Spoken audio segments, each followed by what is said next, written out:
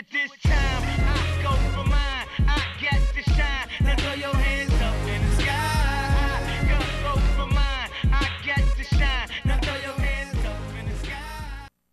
And thank you for tuning in. It is a new year. It is This Week in Startups, episode number 172. What are we up to? Feels like 172 sometimes. We have no guest. There is no guest on this program. However, we will be doing an entire episode of Ask Jason. You guys asked for this over and over and over again. My favorite part of the show is Ask Jason. Why can't we just do a whole show where just people ask questions and then you answer them as best you can? Well, that's what we're going to do today. Why are we doing that? It's not because we're lazy and couldn't get a guest. We got a list of people who want to be on the show. It's an impressive list. I can't believe how many people are. The level of guests is increasing every week. We have a backlog of guests. But we wanted to do this show for the fans, for the people who have questions. We're getting in 20, 30, 40, 50 questions a week. They're great questions. I don't have the time to answer them. Tyler starts answering them. Tyler's answering Ask Jason. That's what it's come to. And that's okay. Tyler's got good insights. But I know you guys want to get through a lot of these. We're going to try to do 5 Ask Jasons today. It would be a world's record, the most Ask Jasons that have ever been done on any This Week in Startups. Call Guinness, call your friends, open a Guinness, drink a Guinness. It doesn't matter to me what you do. We already have 350 people watching the program. I'm very excited. Let me introduce who's going to be helping me today with Ask Jason. I'm not going to do it all by myself. I've got with me Tyler Crowley. Everybody knows Tyler is my right-hand man. Tyler, very sophisticated gentleman. Very insightful at times. He's clever. And, man, kid's got game, but that's a whole different story. And game, he's got a global game. I mean, he's out of the game now. But anyway, this is all an aside. Tyler's here on the program. Tyler is the director of, what the hell's your title here? I gave you some great title. Yeah. I can't remember. Strategy, corporate development, strategy, culture, corporate development strategy? Something like that? Sounds about right. Yeah. Anyway, Tyler's responsible for all the important stuff at Mahalo. He does all the strategy. He does all of the culture stuff, very important to the company. And anytime I got something important, I seek his counsel. Sometimes he doesn't have anything to say. That's why it's good counsel sometimes. He just goes, that's interesting. Tyler, ready for the new year? Yeah. Had a nice break? Incredible. What'd you do? Went down to San Diego. Which is where you're from? You hail from the Diego? Yeah. St. Doug. Yeah. Had a good time? Yeah, great time. 2010, you ready to crush it? Yes. How's your energy level for 2010? I'm kind of like a race, like a marathon. I didn't start off the gun to burn myself out. Right, you're pacing yourself. Yeah, I got a nice, smooth pace ready to, pick it up at mile 2, mile 3. All right, I like it. I like it. Very nice. We've got a lot going on, obviously. Next week, Open Angel Forum starts. Yeah. This is the reaction we had to the Keiretsu Forum, Mike Scam Segal in New York. All of these, what's the word? These bastards who were charging startups. Infidels? Infidels, correct. Look, I got to stay out of the Middle East after my comments in my email newsletter. The Middle East is off the table for now. Anyway, yes, the infidels, as you said. Yeah. And the interesting thing is, on the program, we gave an ultimatum. Yeah. And we said in this ultimatum, what? Knock it off. Knock off the foolishness. No more foolishness. Knock off correct. the silly games. No more silly games. Yeah, no more victimizing the startups. Exactly. Yeah. Or Jake Al's coming to town. Basically, we're gonna do something competitive. We decide we call it Open Angel Forum as opposed to Keiretsu Forum and all this other nonsense. Open as in it's open for business, as in it's not controlled. It's open. Yeah. And we put up a little forum. We put up a website, Open Angel Forum. It's a WordPress site. We didn't spend any money on it. We had a tremendous response. How many applications did we get? Well, there was 2 applications. One for Los Angeles. Yes. 100 plus. 100 plus people applied to present their company. Yeah, well over 100. And then there's you're an entrepreneur, you want to be involved in the Open Angel Forum. Yeah. And then you have a drop down what cities you might be interested in presenting. When that's, that one again, well over 100. Yeah. So we got a tremendous response, but really 100 people applied to present their company at the Open Angel Forum. At least. You and I went through all these. Yeah. you more than me. Yeah. Got it to the top 25. We went through the top 25. We did meetings this week. We did phone calls this week. Yeah. Stunningly good quality. Yeah, like I said, when you first asked, what do you think, how's the quality on them? Yeah. We didn't really have much of an idea how good they would be.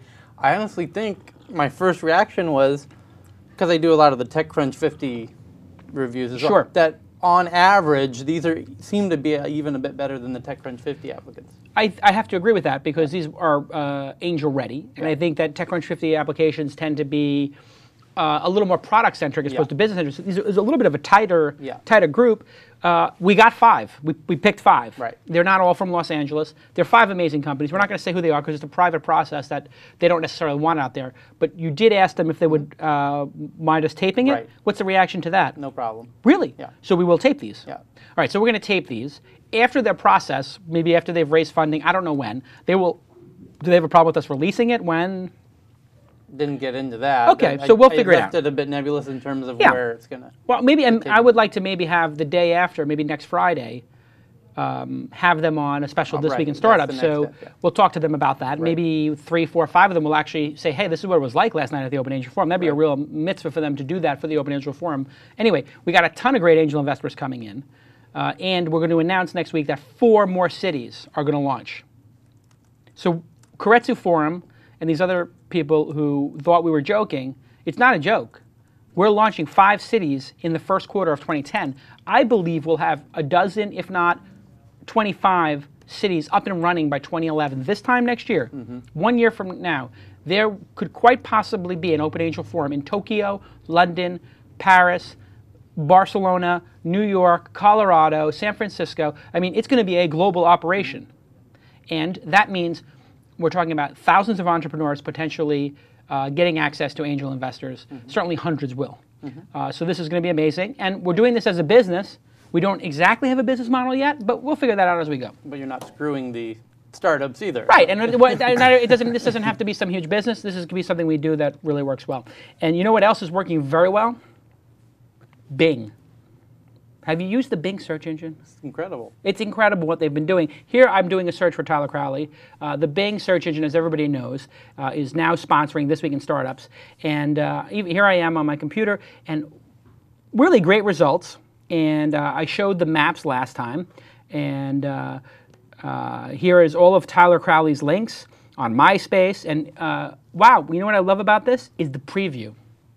This is a great feature. You hover over it, and they can't actually do a preview of Twitter because Twitter's down today. As everybody knows, Twitter's been having a rough time. But if you go to the other ones, boom, you get to see a little preview of what your MySpace page looks like and what's on there. I guess somebody's posting that they really miss you on your MySpace page. I got to get off that. Oh, whoa. I think they just called Tyler a fake AN. Oh, that's a little bit rough. Come on now. What happened? I can't even, I just pulled up your thing and it's not a good situation. Anyway, point is. There's other Tyler Crowleys. There's a spam on your thing, but I can't put it. Anyway, I can pull up the videos of Tyler Crowley, and hopefully there's nothing that I can't show on my computer screen here, but they'll do the previews of it. So you've got Shell Israel interviewing Tyler Crowley here, and Tyler looking really good in his green shirt, and when I hover over it, we'll get to see a little preview of it, and that's a really cool feature too. Bing has been doing a great job. Their market share is going up, and they really appreciate entrepreneurs, and so much. Bing is into entrepreneurs. Microsoft's a very entrepreneurial company, as you know, and they're going to do a pitch contest. They're going to take all the Shark Tank people, all the people who are on Shark Tank in the coming weeks, and they're going to give them some huge prize. We don't know exactly what that is. We'll figure it out, but I think it's going to be something in terms of supporting your startup. So they want to run all kinds of contests. Go try Bing. Bing, Bing, Bing. Everybody loves Bing. They're really doing a great job. They brought a little competition back to the search space. And while I'm at it, I'm going to take a moment to thank Ustream. Ustream, I stream, we all scream for Ustream.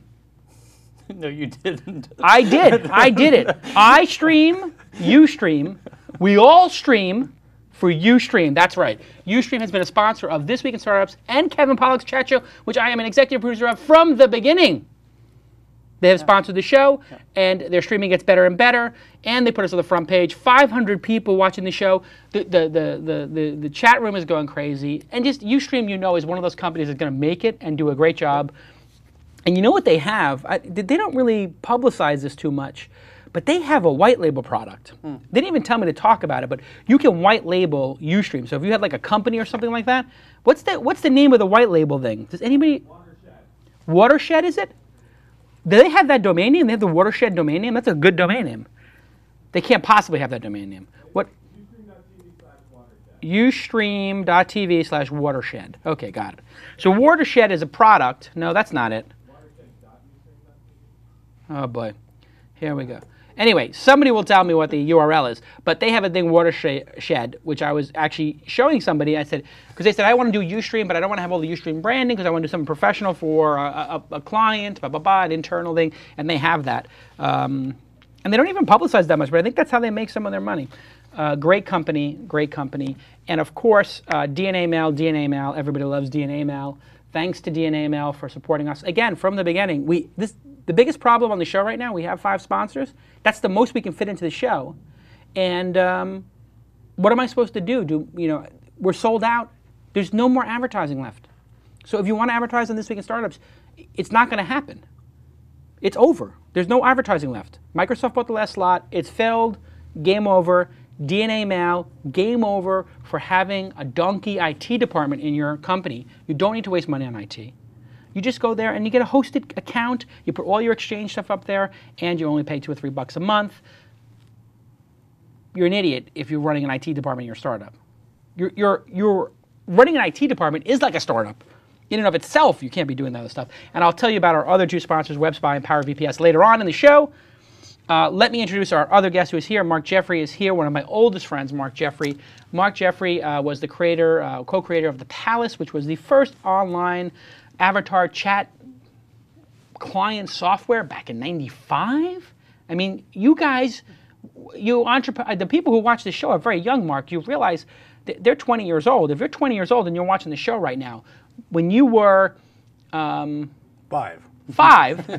Mark Jeffrey was selling companies to Time Warner. That's how old Mark Jeffrey is. No, that's how long he's been in the business, and that's how long I've been in the business. And if somebody's only 17, they were 2 years old when Mark Jeffrey was creating virtual worlds when you were 2 years old, young man. That's right, Travis James S. Anyway, Mark Jeffrey is here. Mark Jeffrey was the founding CTO of Mahalo, spent 3 years here. He's now the CTA, Chief Technical Advisor, and he is working with me on Project W. Mark Jeffrey, welcome to the program. My pleasure. Thank you for having me. Thank you for wearing the black shirt. You're now floating in space. Like a floating head back. Yes, absolutely. Put my hands up. Yeah, floating hands as well. Mark is a serial entrepreneur. He built the company 0 Degrees, sold that to Barry Diller. He's done a bunch of different companies, way too many to list. But you're ready for 2010? I am. Feeling pretty good? 2010 is going to be a great year. I think it's going to be a great year. It's been an awesome year, actually. Yeah, things are feeling good. And so we should probably get right into Ask Jason. Let's get the first caller on the line. Are you mic'd, by the way? Is your mic plugged in? Is it plugged in down there? Because they said there was a little low. All right, we have a call coming in. Do you have an insight? I was going to say, while we're waiting for that call, you go ahead and say hey or whatever. Hey, this is Jason. Who do I have on the line? Hey, this is Max. I'm a 15-year-old blogger, squealingrat.org and loneiguana.org. And I wonder if you have any advice for a budding blogger like me, maybe how you got started. Okay. So you are a 15-year-old blogger. That's right. That makes you a freshman in high school, is that correct? That's correct. Okay, so you're a freshman in high school, and you're running blogs, and this blog is about an iguana? No, actually. One is about technology. And the other, names can be deceiving sometimes. And the other is a new one that I just started like a week ago, and it's more about spies and cool tricks and other. Okay. And so you want to make a business out of this blog, or you just want tips on how to get readers for your blog? What exactly is the question here, Max? No, actually, I'm interested in what you would say to someone like me. What advice would you give? Maybe tell me that I should be guest blogging more, or anything like that. Okay, so the first thing you need to do is quit school. This is my advice to everybody. So you're in freshman year of high school. No, I'm joking. Yeah, do not quit school. Finish high school. At the very least, do 1 year of college. Do not quit school. Blogging is a great medium because it's unfiltered, and people with passion about a certain subject can talk directly to an audience without asking permission. You're 15 years old, and never before in the history of media did you have direct access to the entire world. This is a pretty cool thing.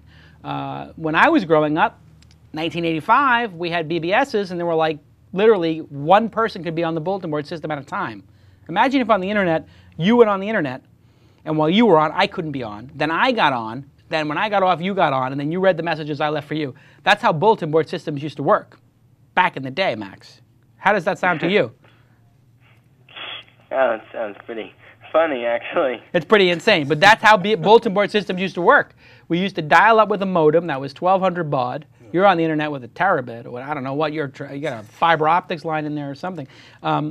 Anyway, now you can talk to the entire world, which means you need to pick something you're passionate about that you can do better than anything else and that you enjoy. So just find something that you really enjoy writing about and focus on maybe one vertical. One of the big problems is people start a lot of blogs and then they don't keep them up and they don't ever become part of that certain verticals community. So if you were going to do a technology blog and it's just you're 15 years old, you're going to have a hard time competing with the other technology blogs out there like TechCrunch. Although TechCrunch, I think, does have a 16 or 17-year-old working there. How old is Daniel now? That might be 17 now? Maybe 17 now. Anyway, there are young bloggers, and it's good to have their perspective. I would pick some vertical in technology. What are you most passionate about inside of technology? I'm not sure. I think more web services and things that you can do with the internet as opposed to gadgets or something. Right. So you're into the web. You're into web services. So maybe, products like EC2 or stuff like that, cloud computing, or is it web services like Twitter and Facebook? What are you specifically into in web services? More like discovering web services like Twitter and Facebook. Okay.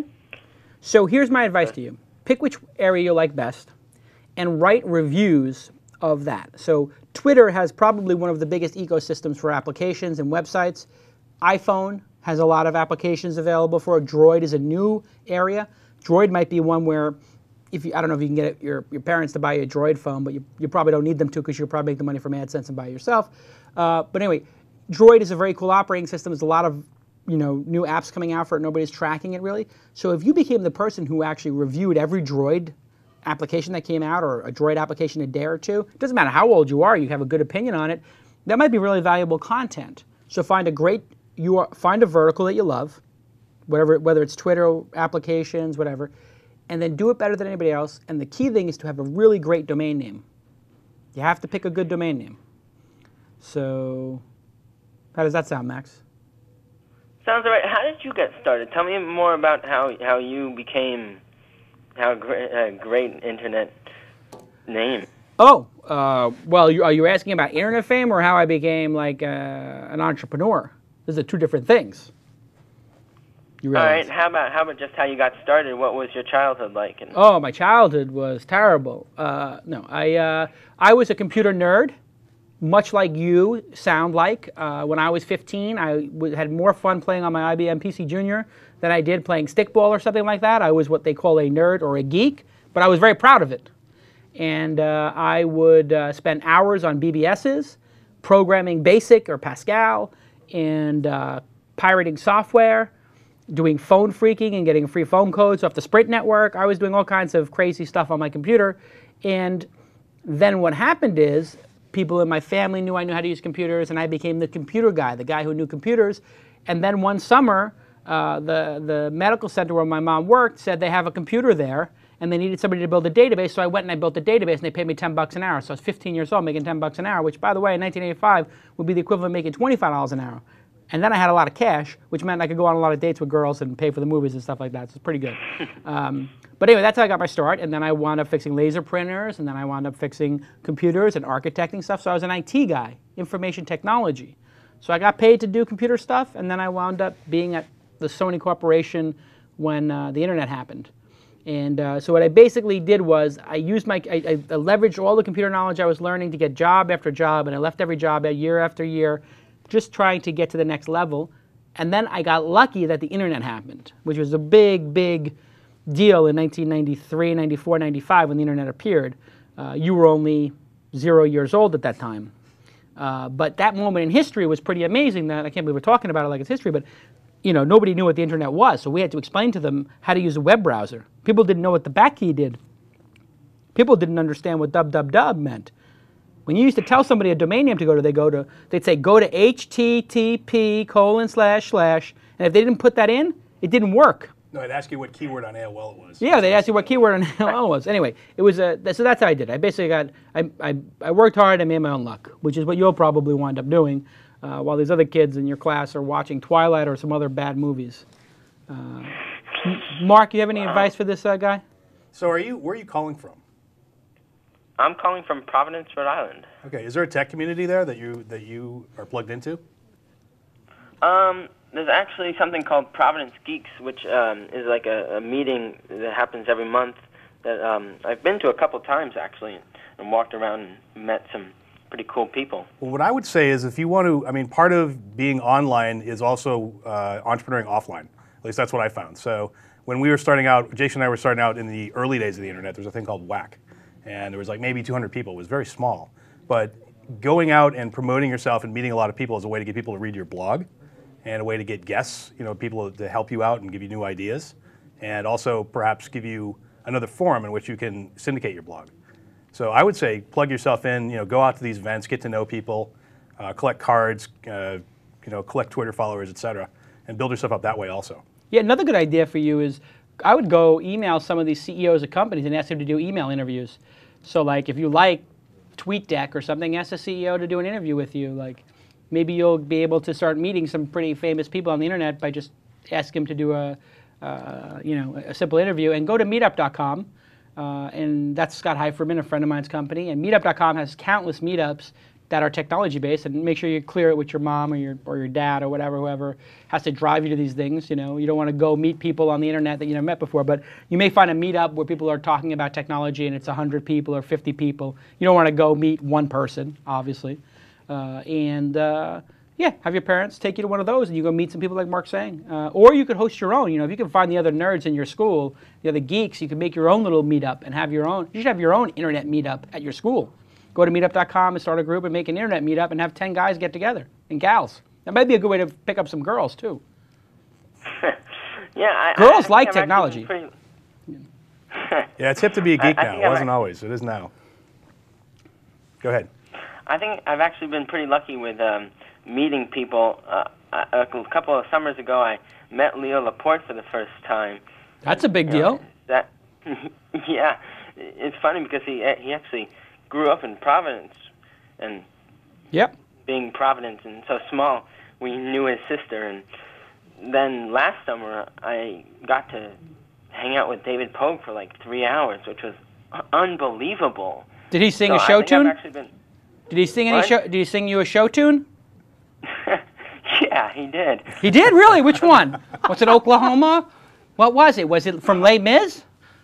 Oh no, it was one of his tech songs, but But he literally sung you one of his tech songs. Are you joking with Uncle Jason? Because this is pretty funny.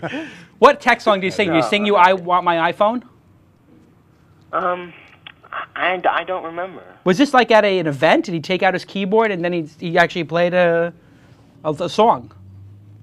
No, when I was 13, my mom got him to call me for my 13th birthday, which was another incredible experience. And then I emailed him for an internship, and he said, "Well, if you want to, you can come by and see the inner workings."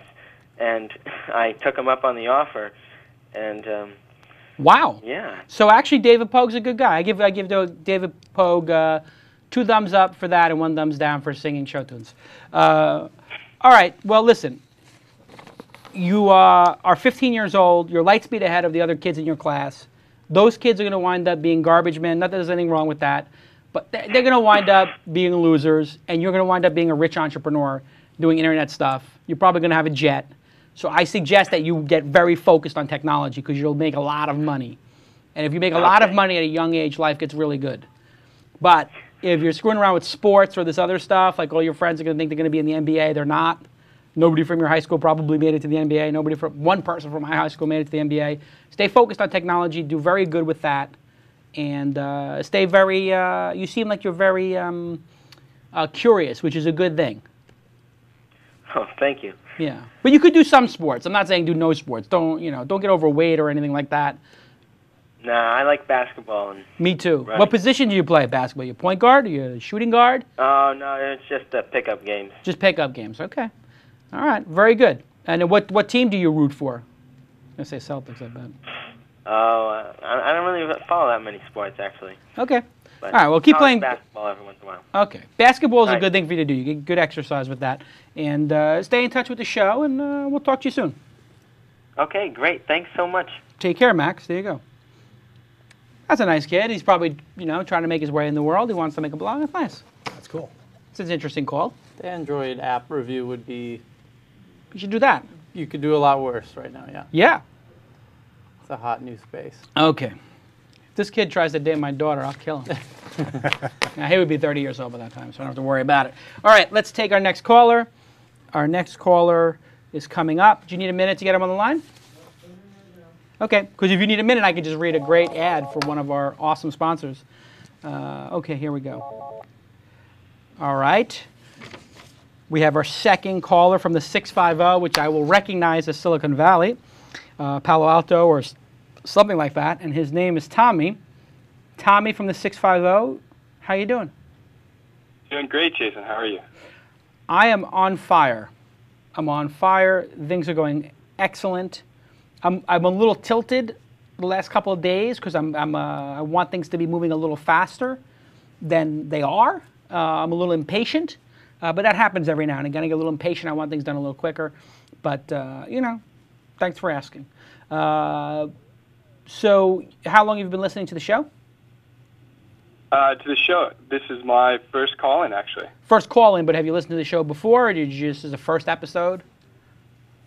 This is my first episode. Oh, wow. I heard about. Yeah, so I'm very happy to get you on the phone. Awesome. So now you have a question. I wanted to ask. Yeah. Yeah, I'm interested in angel investing, and I'm early in my career. So I'm 25. I'm a product manager at a software company, and I've made a little bit of discretionary income. I've got a little bit of expertise, and I love following startups. I want to know if you think that there's a way that someone like me could get involved with putting money in at an early stage, and kind of rolling the dice and watching it grow. Okay. You made a little extra cheddar. This is truly discretionary money. So we're talking like $100,000 or something like that, or $200,000. What are we talking about? I mean, it's just like we're talking a lot less. So a lot less. Okay. So a lot less personally. Yeah. But kind of here's my angle: is that I have a bunch of friends who are in my position, and when you put us all together, then we're talking 100,000, 200,000. Okay. So you are not going to have the wherewithal right now in your current state to build a portfolio of investments that diversifies you enough that you would have a good chance of having a winner.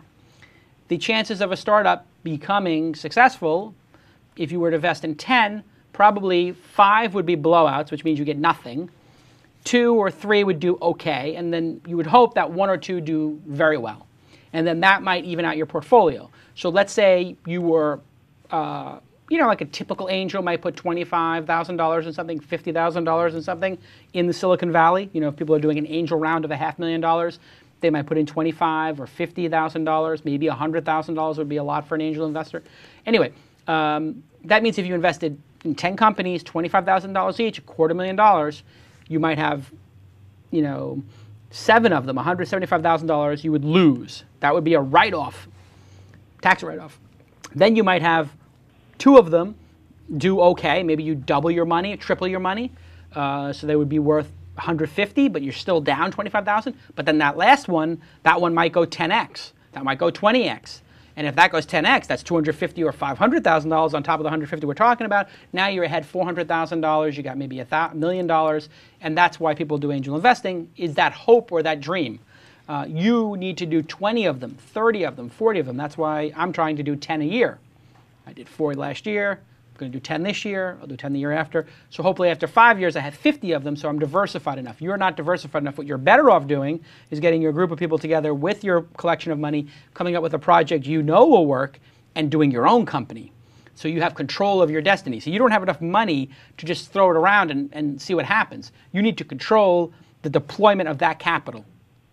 So you should get your 10 friends together who have $10,000 each and say, let's build a product that we think can get to revenue, cash break even, whatever, have low overhead within 6 months. And we can build small, and you'll learn something. And if you lose the money, it's no big deal. But at least you'll have some more control over your destiny and you'll learn something. In angel investing, you don't necessarily get to learn anything because you're not doing the work.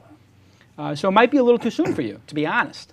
If you really sincerely wanted to learn about angel investing and being an investor, what you probably might want to do is go work as an analyst or a journalist covering the space so you can go hang out with those angel investors who are a little elusive. But it's admirable that you want to do it. Mark Jeffrey has some thoughts. Yeah, I've got actually two thoughts. One, I agree that it's probably not the right time for you to do angel investing, and that you should do your own thing and use that money as seed investment for your own company. Number two, when we first started off, 100 to 200,000 was not enough to get something going. You're living in a unique time right now where very small amounts of cash can be deployed very effectively. So Facebook apps are typically 10 to 30K to produce. iPhone apps are probably in the same range. You can get a hit. So basically, you can do several apps with that money and possibly have several hits out of that you control your own destiny on, and probably learn a lot more by doing your own company. The second thought I have is, I wonder if he has the accreditation issue. I was just thinking about that. You have to have 200,000 for the last 2 years minimum. There's like 10 criteria. I know. Yeah, there's a concept of an accredited investor. You can Google it. An accredited investor means you can afford to lose that money. And if you were going to angel invest in a serious company, they would want you to sign a document that says you're an accredited investor. So when I invested in Golwala or GDGT.com or Challenge Post or the fourth company that's not announced yet, I had to sign an agreement that says, hey, if I lose this $25,000 or $50,000, it doesn't matter. It does matter to me on an emotional level, but maybe on a financial level, it's a small enough part of my net worth that I don't have to worry about it. And that's the issue you're going to have, is nobody's going to take your money. So what if I pooled the discretionary money and still in the purely discretionary realm of I would otherwise just be throwing this money away in high risk stocks? What if I pooled that money from my 10 closest friends or 100 closest friends? Yeah, you know what? They're not going to want to take your money. Like if I was raising money for a project. They don't want just money. Money is not really, money is everywhere, to be totally honest. There's too much money in the economy right now. It's part of the problem. There's a lot of money on the sidelines. That was the thing that got a lot of people in trouble. So raising money is not the difficult problem. It's finding the right person who's going to support the project. That's what they call a value-added investor. What's your value add as a 25-year-old product manager who this is, their entire net worth? You're not gonna provide some huge amount of value. They would rather get, Matt Coffin from Lower My Bills, or Cameron from Price Grabber, who was on the show, or Ron Conway, who was the angel investor in Google. They might want Kevin Rose, who did Dig, and maybe they want to invest in him as the angel. Maybe they want an angel investor like him who could tweet it to 1 million people. So you really, too soon. You're not accredited. Mark Jeffrey's got good advice of, hey, maybe you could be your own little mini incubator. Build 4 iPhone applications, get them to market, and see if you guys are any good at building product, any good at marketing a product. Then you could take those, you could go to angel investors and say, my friends and I built these 4 applications. These 2 suck. They didn't get anywhere. This one's doing pretty good, and this one's a hit. Would you like to invest in us to take these 2 and make them better, or would you like to help us make these 2 into their own companies? And then you start learning about angel investing as the person taking the money. Actually, where I would go if I were you with that level of cash, actually the Droid market, because there's less apps there. Bill Gurley in Above the Crowd has a really good article he wrote just this past week on how he believes that the Droid will be the 90% market share phone because it's cheaper. Yeah. Even though the iPhone might be better, it'll be the high end and it'll be sort of I have to agree. Like the Mac is. And so there's less apps there, there's less competition. It'll eventually be a much larger market if you believe Gurley. I started building Droid apps. Yep, he's right. Where do pre-apps stack up against that, or WebOS? Where do iPhone apps? WebOS or for the Palm? Oh, Palm is a very small. You got to look at the market share and the trend. Yeah. Palm is small market share, and the trend is not good. Android is a lot of market share, is growing market share, and not a lot of applications. iPhone is tremendous market share, an even larger number of applications, so a lot of noise. It's hard to stand out. So you can't go wrong building an iPhone application or a Droid application. Other platforms, you're probably going to have some problems. Great. Thanks, guys. Thanks for your time. There's one other. Oh, wait, Tyler has an insight. I haven't dug into it too much, but there's a site. There's actually two, but the one that's more popular is called Shares Post. Shares Post. Yeah. Yes. You have to be an accredited investor for Shares Post. I was going to ask you. You might even have to be accredited there. You do. Yeah. There's a site called Shares Post, and what Shares Post is a secondary market for stock in non-public companies. So Mahalo's listed up there. They just put us up there, but there's nobody selling Mahalo stock. That would be a stupid thing to do since it's going to be so valuable. But there are people selling stock in other companies. Like I'm sure people are selling their Wikia stock for pennies, knowing that Jimmy Wales, anything he touches is going to be worth garbage, just like his search engine is gone. You know what I'm saying? So you might be able to buy a lot of Wikia stock. Actually, with the $200,000 that you can bring together, I think you could have a controlling position in Jimmy Wales' company. So you could have, Jimmy Wales could work for you. How does that sound? How does that sound? Good? No, it does not sound good. Guys, I appreciate it. All right, be cool. Cheers. Yeah, Shares Post is, I don't know if that Shares Post thing is going to even, if it's even working. I don't either. I don't know anyone personally that's put anything in it. But, however, there is a lot to the art of investing that is even good for junior high kids. You know, I recall being in junior high and they gave us imaginary money to invest. It's a whole separate skill set, separate from building a company and everything else. Yeah. But it does get, for some people, it will get you very interested in following, you know, the trends and the PE ratios of, you know, different markets, and it's actually very educational. Not from an entrepreneur standpoint, but from a whole other angle. A money standpoint, how money accrues and compounding interest and, you know, all that stuff. Correct. And what else is very interesting is Power VPS. Let me thank Power VPS for being our sponsor. Power VPS provides fully managed virtual private server hosting with amazing customer service and an amazing price. These guys have been doing a great job. It starts as low as $59 a month. And of course, TWiST viewers get 25% off for life, not for their order, for life. And if they use a discount code TWiST, T-W-I-S-T. So thank you to them, and also thank you, of course, to WebSpy. WebSpy, everybody should be checking out WebSpy. WebSpy allows you to get a transparent view of your organization's internet, email, and network usage. You can find out what people are doing on your network, monitor all that activity, analyze for patterns, and this is a good analysis solution. Take a look at it, and you can block things that people shouldn't be doing on the network. If people are doing BitTorrent at your office, they shouldn't really be doing that. You can turn that off. They can go download that stuff at home. These are the kind of things that WebSpy allows you to do. Everybody go check out WebSpy. And if you're a fan of the show, you are obligated. It is your geary. It is your honor and duty to thank the sponsors. So everybody thank the sponsors. Thank at Bing, at DNA Mail, at WebSpy, at Power VPS, and at Ustream. So many great sponsors. That's why the program's so great, because those sponsors really have underwritten what we're doing here, and they've underwritten the teleprompter, which allows me to look directly into the teleprompter and see over Skype Jonathan. Jonathan, how are you doing? I'm good. Thanks for calling in. Where are you calling from? I'm calling from Minneapolis, Minnesota, where it's cold. Oh my God, Minneapolis. It must be freezing there. It is very, very cold. I think how many feet of snow are in Minneapolis right now? I've got about 2 feet in my yard right now. 2 feet of snow. Yeah. That's unbelievable. Actually, you know, it's really interesting. The Skype call sounds better than the call over the regular phone line. Yeah. Okay, so what is your, how long have you been listening to the show? Are you a new fan like the last caller, or you've been with the show for a while? Yeah, actually, I listened to the show since the beginning. Oh, wow. Kind of followed you over from being on This Week in Tech. Of course. And all that stuff, so. Awesome. Okay, so Skype is doing a good job here on the getting your video to us. Tell us, what is your question, Jonathan?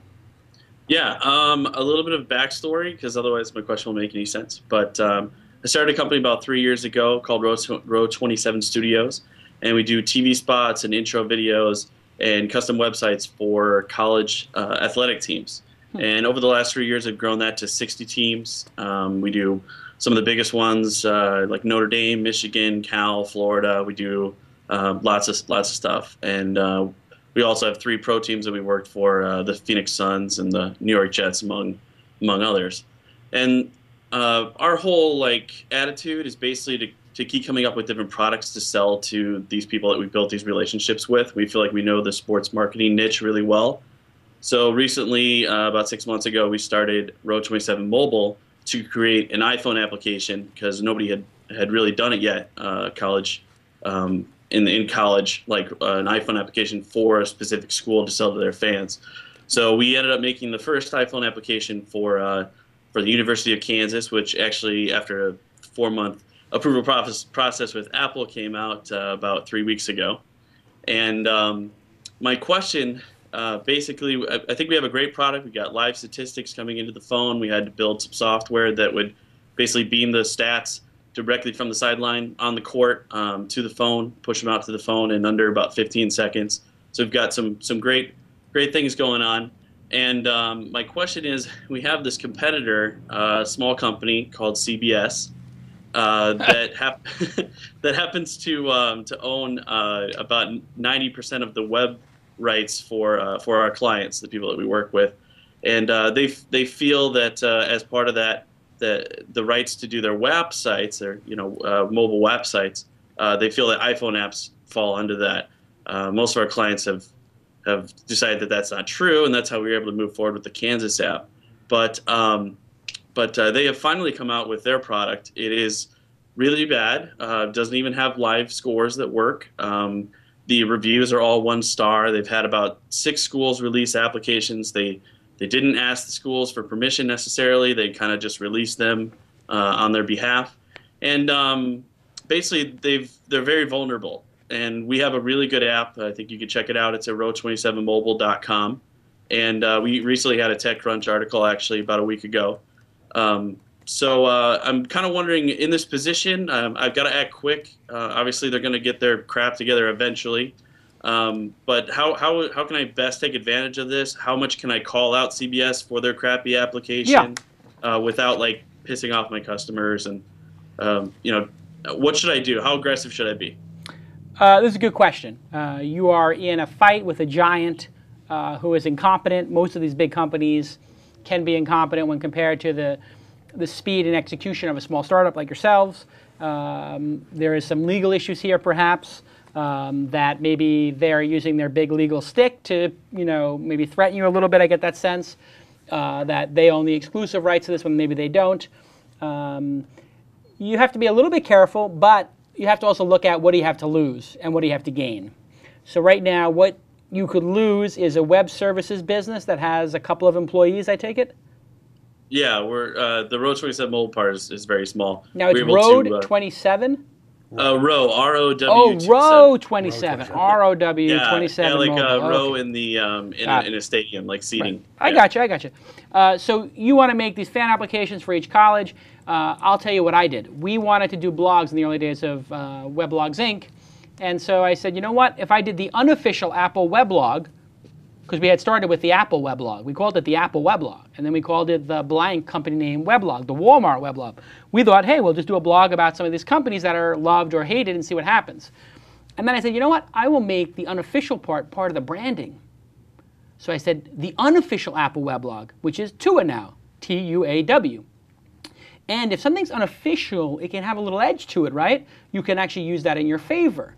And then they really can't say anything to you because they can't stop you from having the unofficial UCLA iPhone application.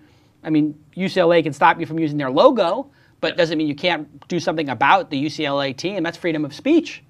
And they'd have a very hard time stopping you. So you might be able actually to parlay their heavy hand into making your application a little bit edgier and maybe doing things that they don't want to do. Like, for example, maybe gambling or the line on the game is something they don't want to touch. Maybe you could make that a feature, like, hey, the bookies, here's what Vegas is saying about the game. Boom, and put that in there. And so then maybe you make advertising revenue from it. So you know, but have you talked to the CBS people? That's another possibility. You may be able to talk to them and say, listen, we can do this better than you. We're either going to do the unofficial applications, which we think we're in our right to do, and these are going to be awesome, and they're going to, you know, get downloaded more than yours because we can do things with the frame. Or we can work together. Would you like to work together? We can build these for you probably cheaper and better. Let's be partners. Yeah, well, we've talked up a little bit. We kind of previewed some of our product with them, and then they kind of went around and all of a sudden made an app. We actually had ours out there with like demo versions and things with our clients, and then they kind of put theirs together, a quick PowerPoint presentation a few days after we had presented to a few conferences that were interested. I don't really want to go down the unofficial route, as in, like, I would be out of business if I involved gambling with with the stuff that we do. I mean, we work at the NCAA like all the time, and the app that we have, we didn't just make for Kansas. We work with Kansas. We have a revenue share. Kansas actually, it's their official app that they support. There's interactivity during the games themselves. So we actually have little mini games on the iPhone application that people are encouraged to play in the middle, like halftime at a basketball game, and then they put the scores up on the video board. There's GPS promotions that they actually sell as inventory to their sponsors, because obviously every athletic team has a lot of sponsorship. And then of course for the stats system, because we have the entire box score updating live on your phone for 7 major sports, we have to work really tightly with the schools to make that happen. To have those stats come directly from the court to the phone.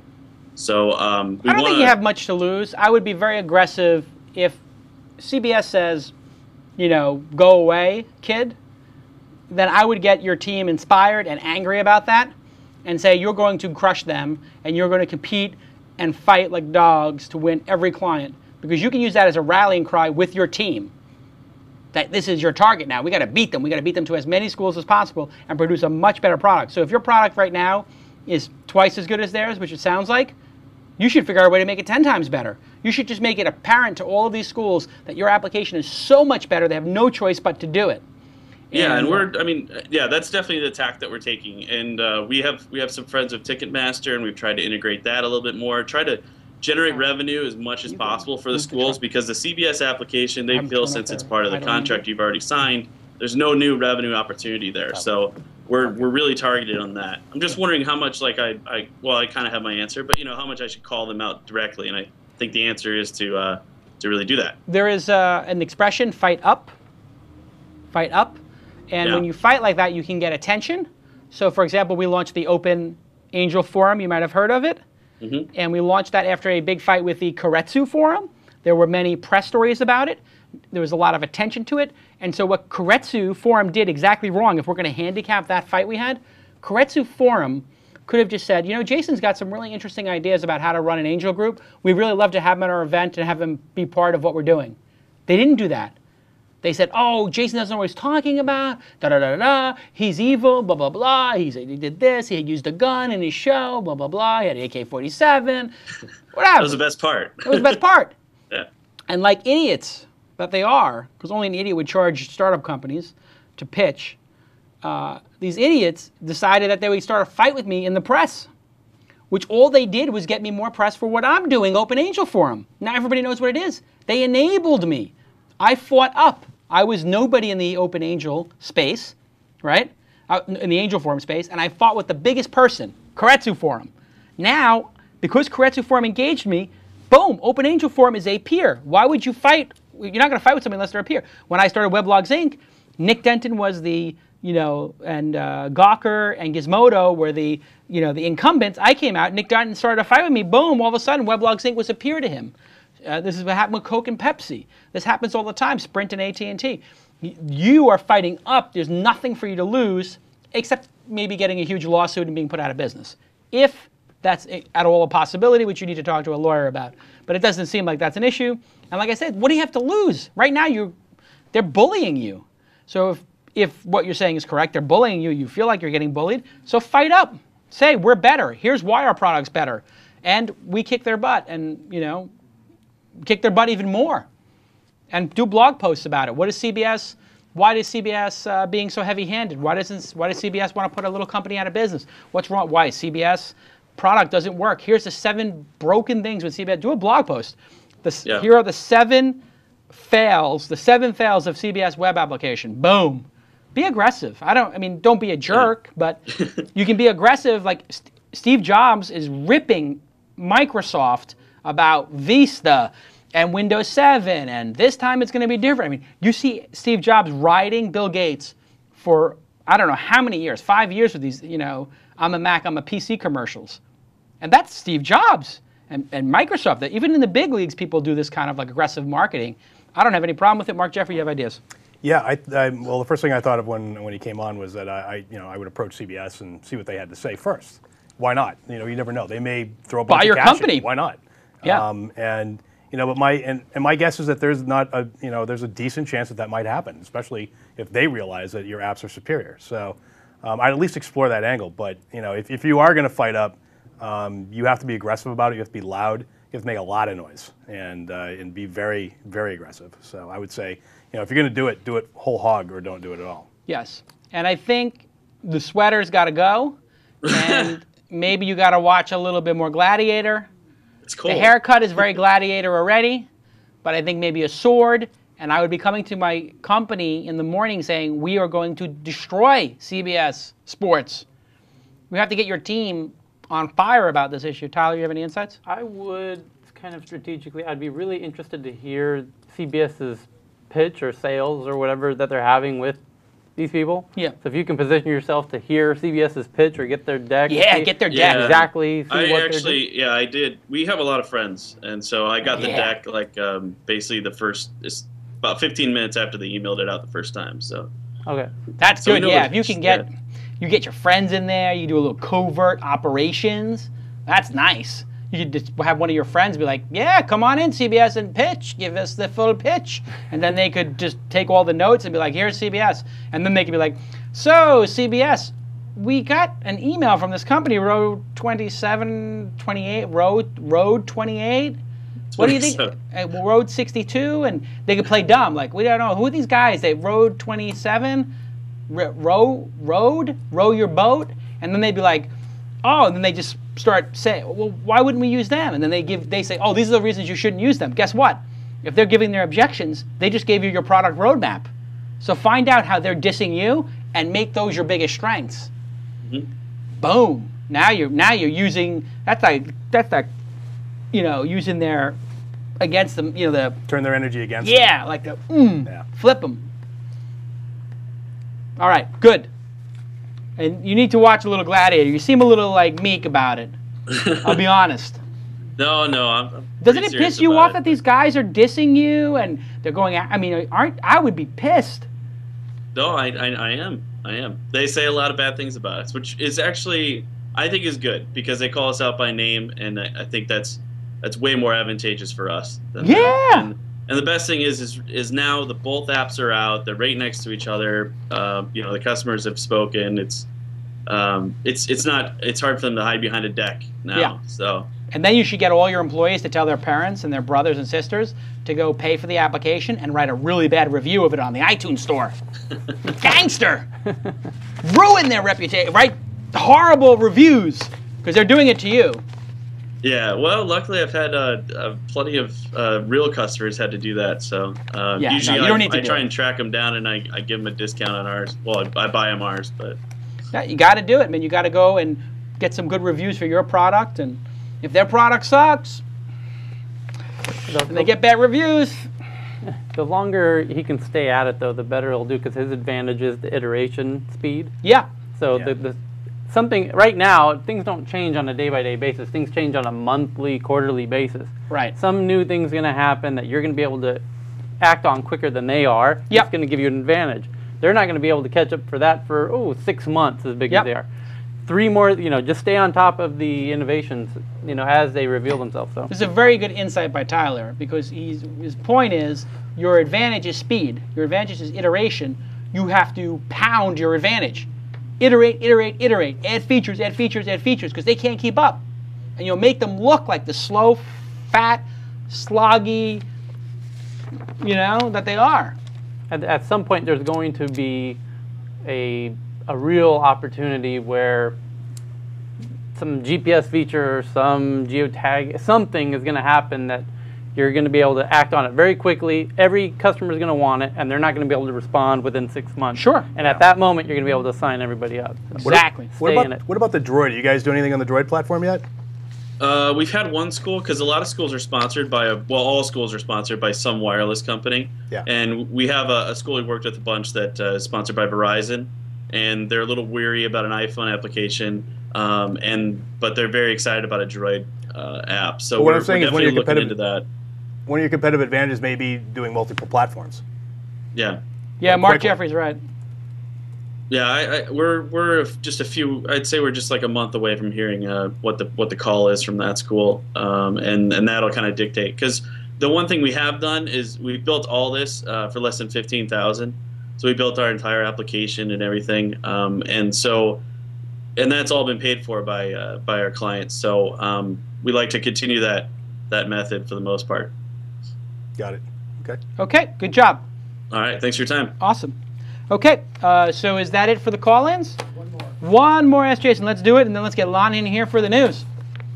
And I guess we're going to get a phone call. This is good callers so far. All right.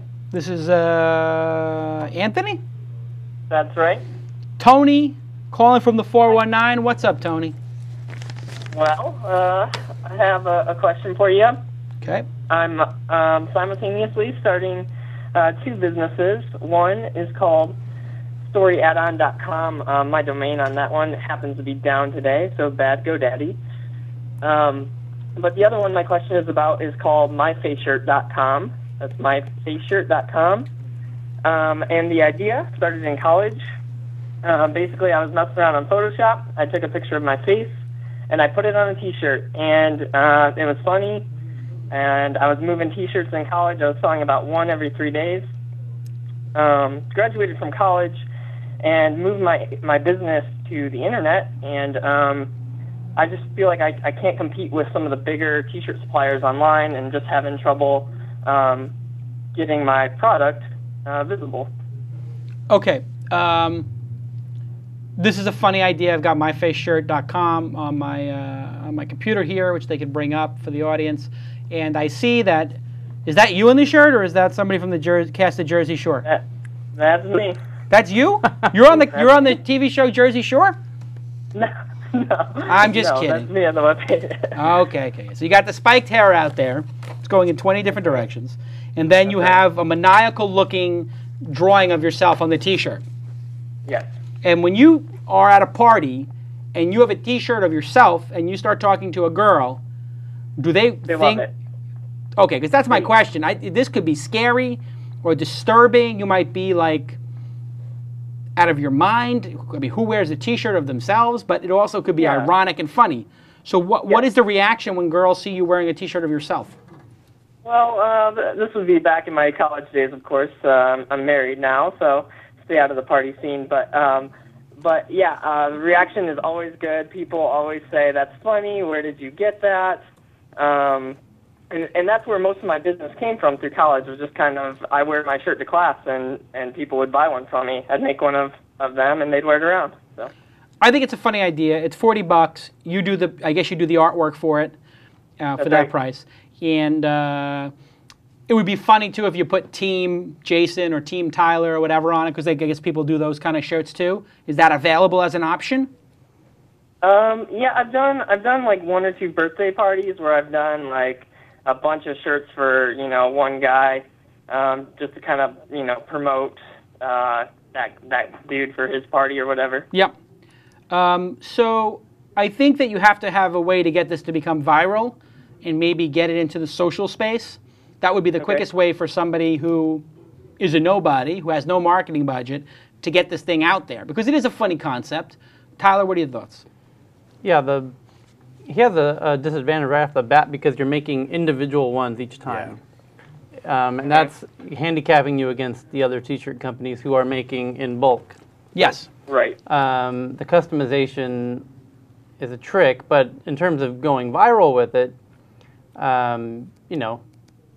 Jason himself said he liked the shirts. I would reach out to high-profile people online who have, some followings online, I'd start with the top of Twitter. Ashton Kutcher might want one, you know. Okay. If you can get through to him, and it's not impossible, say, you know, I'd like to make you a shirt. Or if you just can't seem to get through to him, make him the shirt, find out his address, and send it to him. Yeah. And in the box, a nice little note that says, you know, would love a tweet or a twit pic or whatever if you do this. Sure.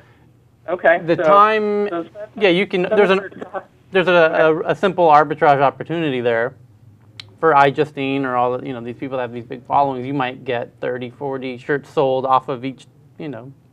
Yeah. Well, that could be actually an interesting thing too. Is the threadless kind of, I have a shirt design and then take it to threadless. So if I buy the original one from you, the ability to put it on threadless automatically and then have the affiliate revenue could be good because you're not going to compete with threadless, right? So if you made one of Kevin Rose, send it to him, and then put it on the, you know, threadless site with all the different T-shirt styles and colors, then all of a sudden Kevin Rose has a revenue stream. Okay. Yeah, I've pursued a partnership with Snord Tees for a while. They, you know, we emailed back and forth for a couple of months, and they were going to put me up on the on their main page, and I was going to kind of work for them, but it fell through. They never called me back. You know, like you said, I just don't have the following to get that kind of exposure. It sounds to me like you got a good domain name and a good idea. It's a small idea, but it's a fun business. I think Tyler's right. Pick 20 people. It'll cost you $500 to do that or something and ship it, and hope that one tweets it and does a tweet pic. Okay, so if I sent a shirt to Jason Calacanis and it made you laugh, would you wear it on the show? I very much might, and I'm actually right now saying, how would you market myfaceshirt.com, @ $$3. So I just did a tweet. Okay. How would you market, is that right? Yeah. How would you market myfaceshirt.com #TWiST, because you're a TWiST caller. And I'll put that up there, and then we'll see on Mahalo Answers if anybody has any good ideas for you. But I just tweeted it to 92,000 people, so maybe you'll get some, maybe you'll get a little play out of that as well, and you called into the show, so maybe people will check it out and give you ideas. If they want to reach you, what's the best way for somebody to tweet or to contact you? They can tweet me. I have MyFaceShirt as my Twitter name, so @MyFaceShirt. Or my personal Twitter name is @acolaru, ACOLARU. All right, so everybody go to @myfaceshirt.com and go follow @myfaceshirt. He's got 44 followers right now. So if everybody follows him on Twit, you wind up having 500 followers soon. So everybody go follow MyFaceShirt. Everybody give a shout out to myfaceshirt.com and hopefully give him a couple ideas on how to promote this. It's a cool idea. It's not you're going to be the best idea of your life, but it's it's one of your first ideas, so you should see if you can get it to scale, see if you can make it into a little business. Yeah, hopefully it leads to something else, because you're not going to be able to do a deal with Urban Outfitters for this because of the uniqueness. Unfortunately, the marketing uniqueness takes away from the market potential uniqueness. You can't really, the scale issue. The scale issue is very difficult on this. The other thing that could be interesting, so what Tyler says is right. You know, you start someplace as an entrepreneur and then you lead somewhere else. And so it's good that you're off to a start that separates you from 99% of the other people out there. So what else can you add to this? What else can you do to make it sort of get what they call the flywheel going? You know, maybe there's a famous artist out there that you could say, what would you cost to have you do portraits of people? And they say, well, that'd be $500. I'm, you know, some graffiti artist or whatever artist, and they say, yeah, I would do a custom shirt for $1,000, and so then you put on there, have the famous artist blank make your shirts, $1,000 for 20 shirts. So I don't know who's a famous artist, Tyler, that would do a photo of somebody for $1,000 that would want the work, or like a semi-famous artist who's got a style. That could be funny though, you know what I'm saying? Yeah, I know what you mean. Maybe you could find 10 artists who are up and coming and say, hey, you know, you want to be one of the My Face Shirt artists, and somebody can order 20 shirts for $500, and we'll give you $200 for every style. So you have 20 different artists with different styles.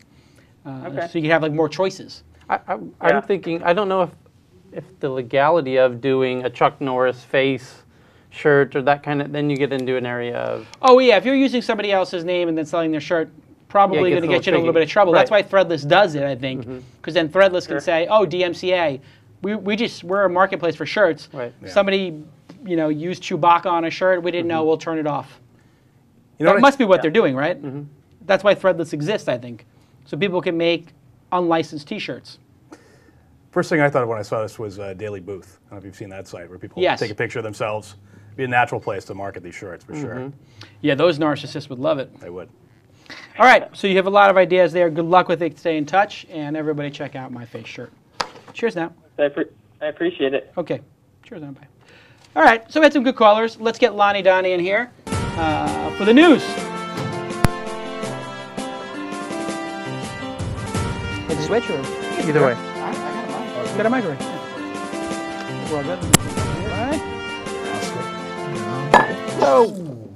I love when they play the news for a long time. That news just it lulls you into Gives us a chance to settle in. Lon, looking good today. Thank you. That's a nice blue shirt you got there. Is that a new shirt? This is a new shirt I bought today. You bought a new shirt. Specifically I've only been for asking this. for a year. Nice. Well, if I had bought a shirt when you first told me to, it would be crapped up by now. That's true. There is this other option, though. So- You can buy more than one shirt per year. It's possible. No? One shirt per year? One shirt per year. That's my rule. That's how you have your 12 shirts. Sorry, I'm not a consumer. I'm sorry, I don't want to help the American economy. Yeah. It was a very busy week in the news. There's a It lot was. going There's on. a ton. There was a ton Let's of get news to the first story. through Let's today. get right to it. All right, let's start with the Nexus One. That seems like the biggest. Where's my? Hey, somebody get me my Nexus One. Yeah, I ordered, let's I ordered bring 10 it. Nexus Ones. Let's Give me a show the Nexus One in people. here. Google officially entering the mobile phone business Yes. with the brand new Nexus One, built by HTC, running the Android operating system. TechCrunch's Mike Arrington's been using the device since December. He had nothing but praise for the phone. He calls it the Android signature device, states that it has no obvious flaws or compromises.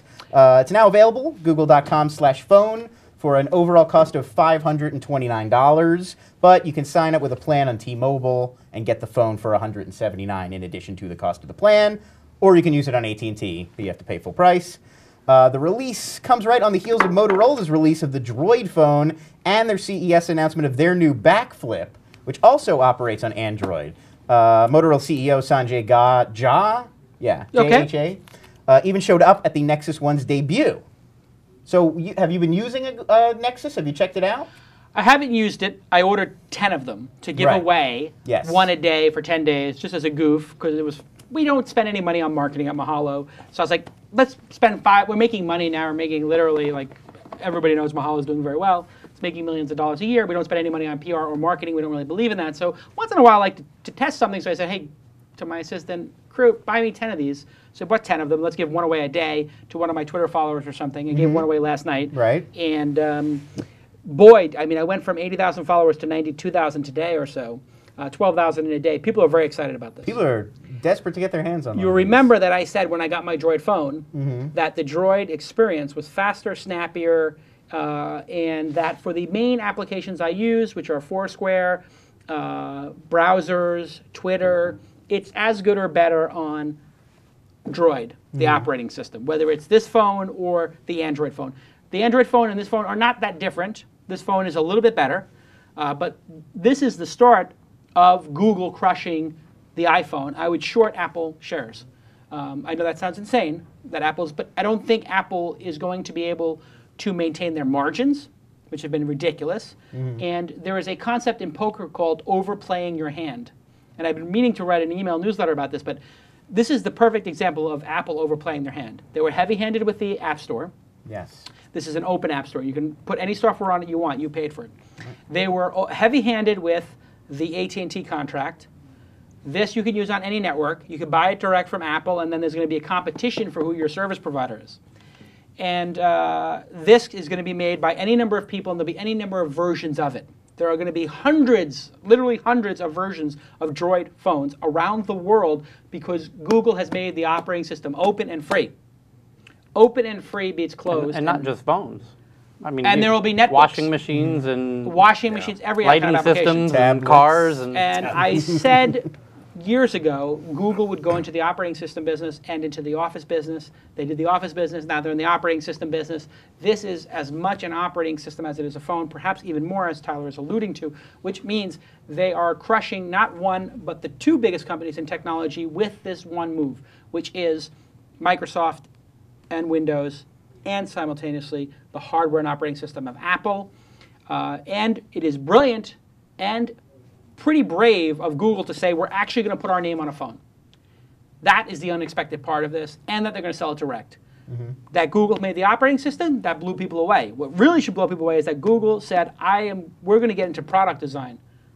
We're going to design this product. We're going to make the hardware with a partner, just like Apple uses a partner. They're just Google's giving a little more credit to their partner that HTC is making it or whatever. Right. But Apple, who's the famous provider who does all the Apple? Yeah, there's I some know. company It's a that company gets that all builds all in the China that hardware, builds yeah. all the hardware for Apple. I mean, Apple designs it, but Right.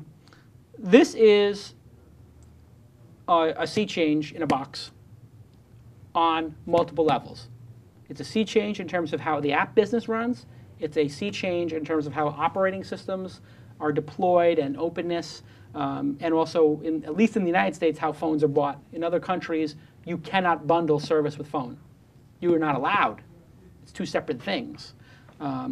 You can bundle, you can't give exclusives, better stating. So, for example, in Australia, I believe, and in also some places in Europe, you can't do what Apple did with AT&T. So it's huge, it's great, competition is best for the user. It's really an example of Apple arrogance coming back, and it's going to bite them very hard.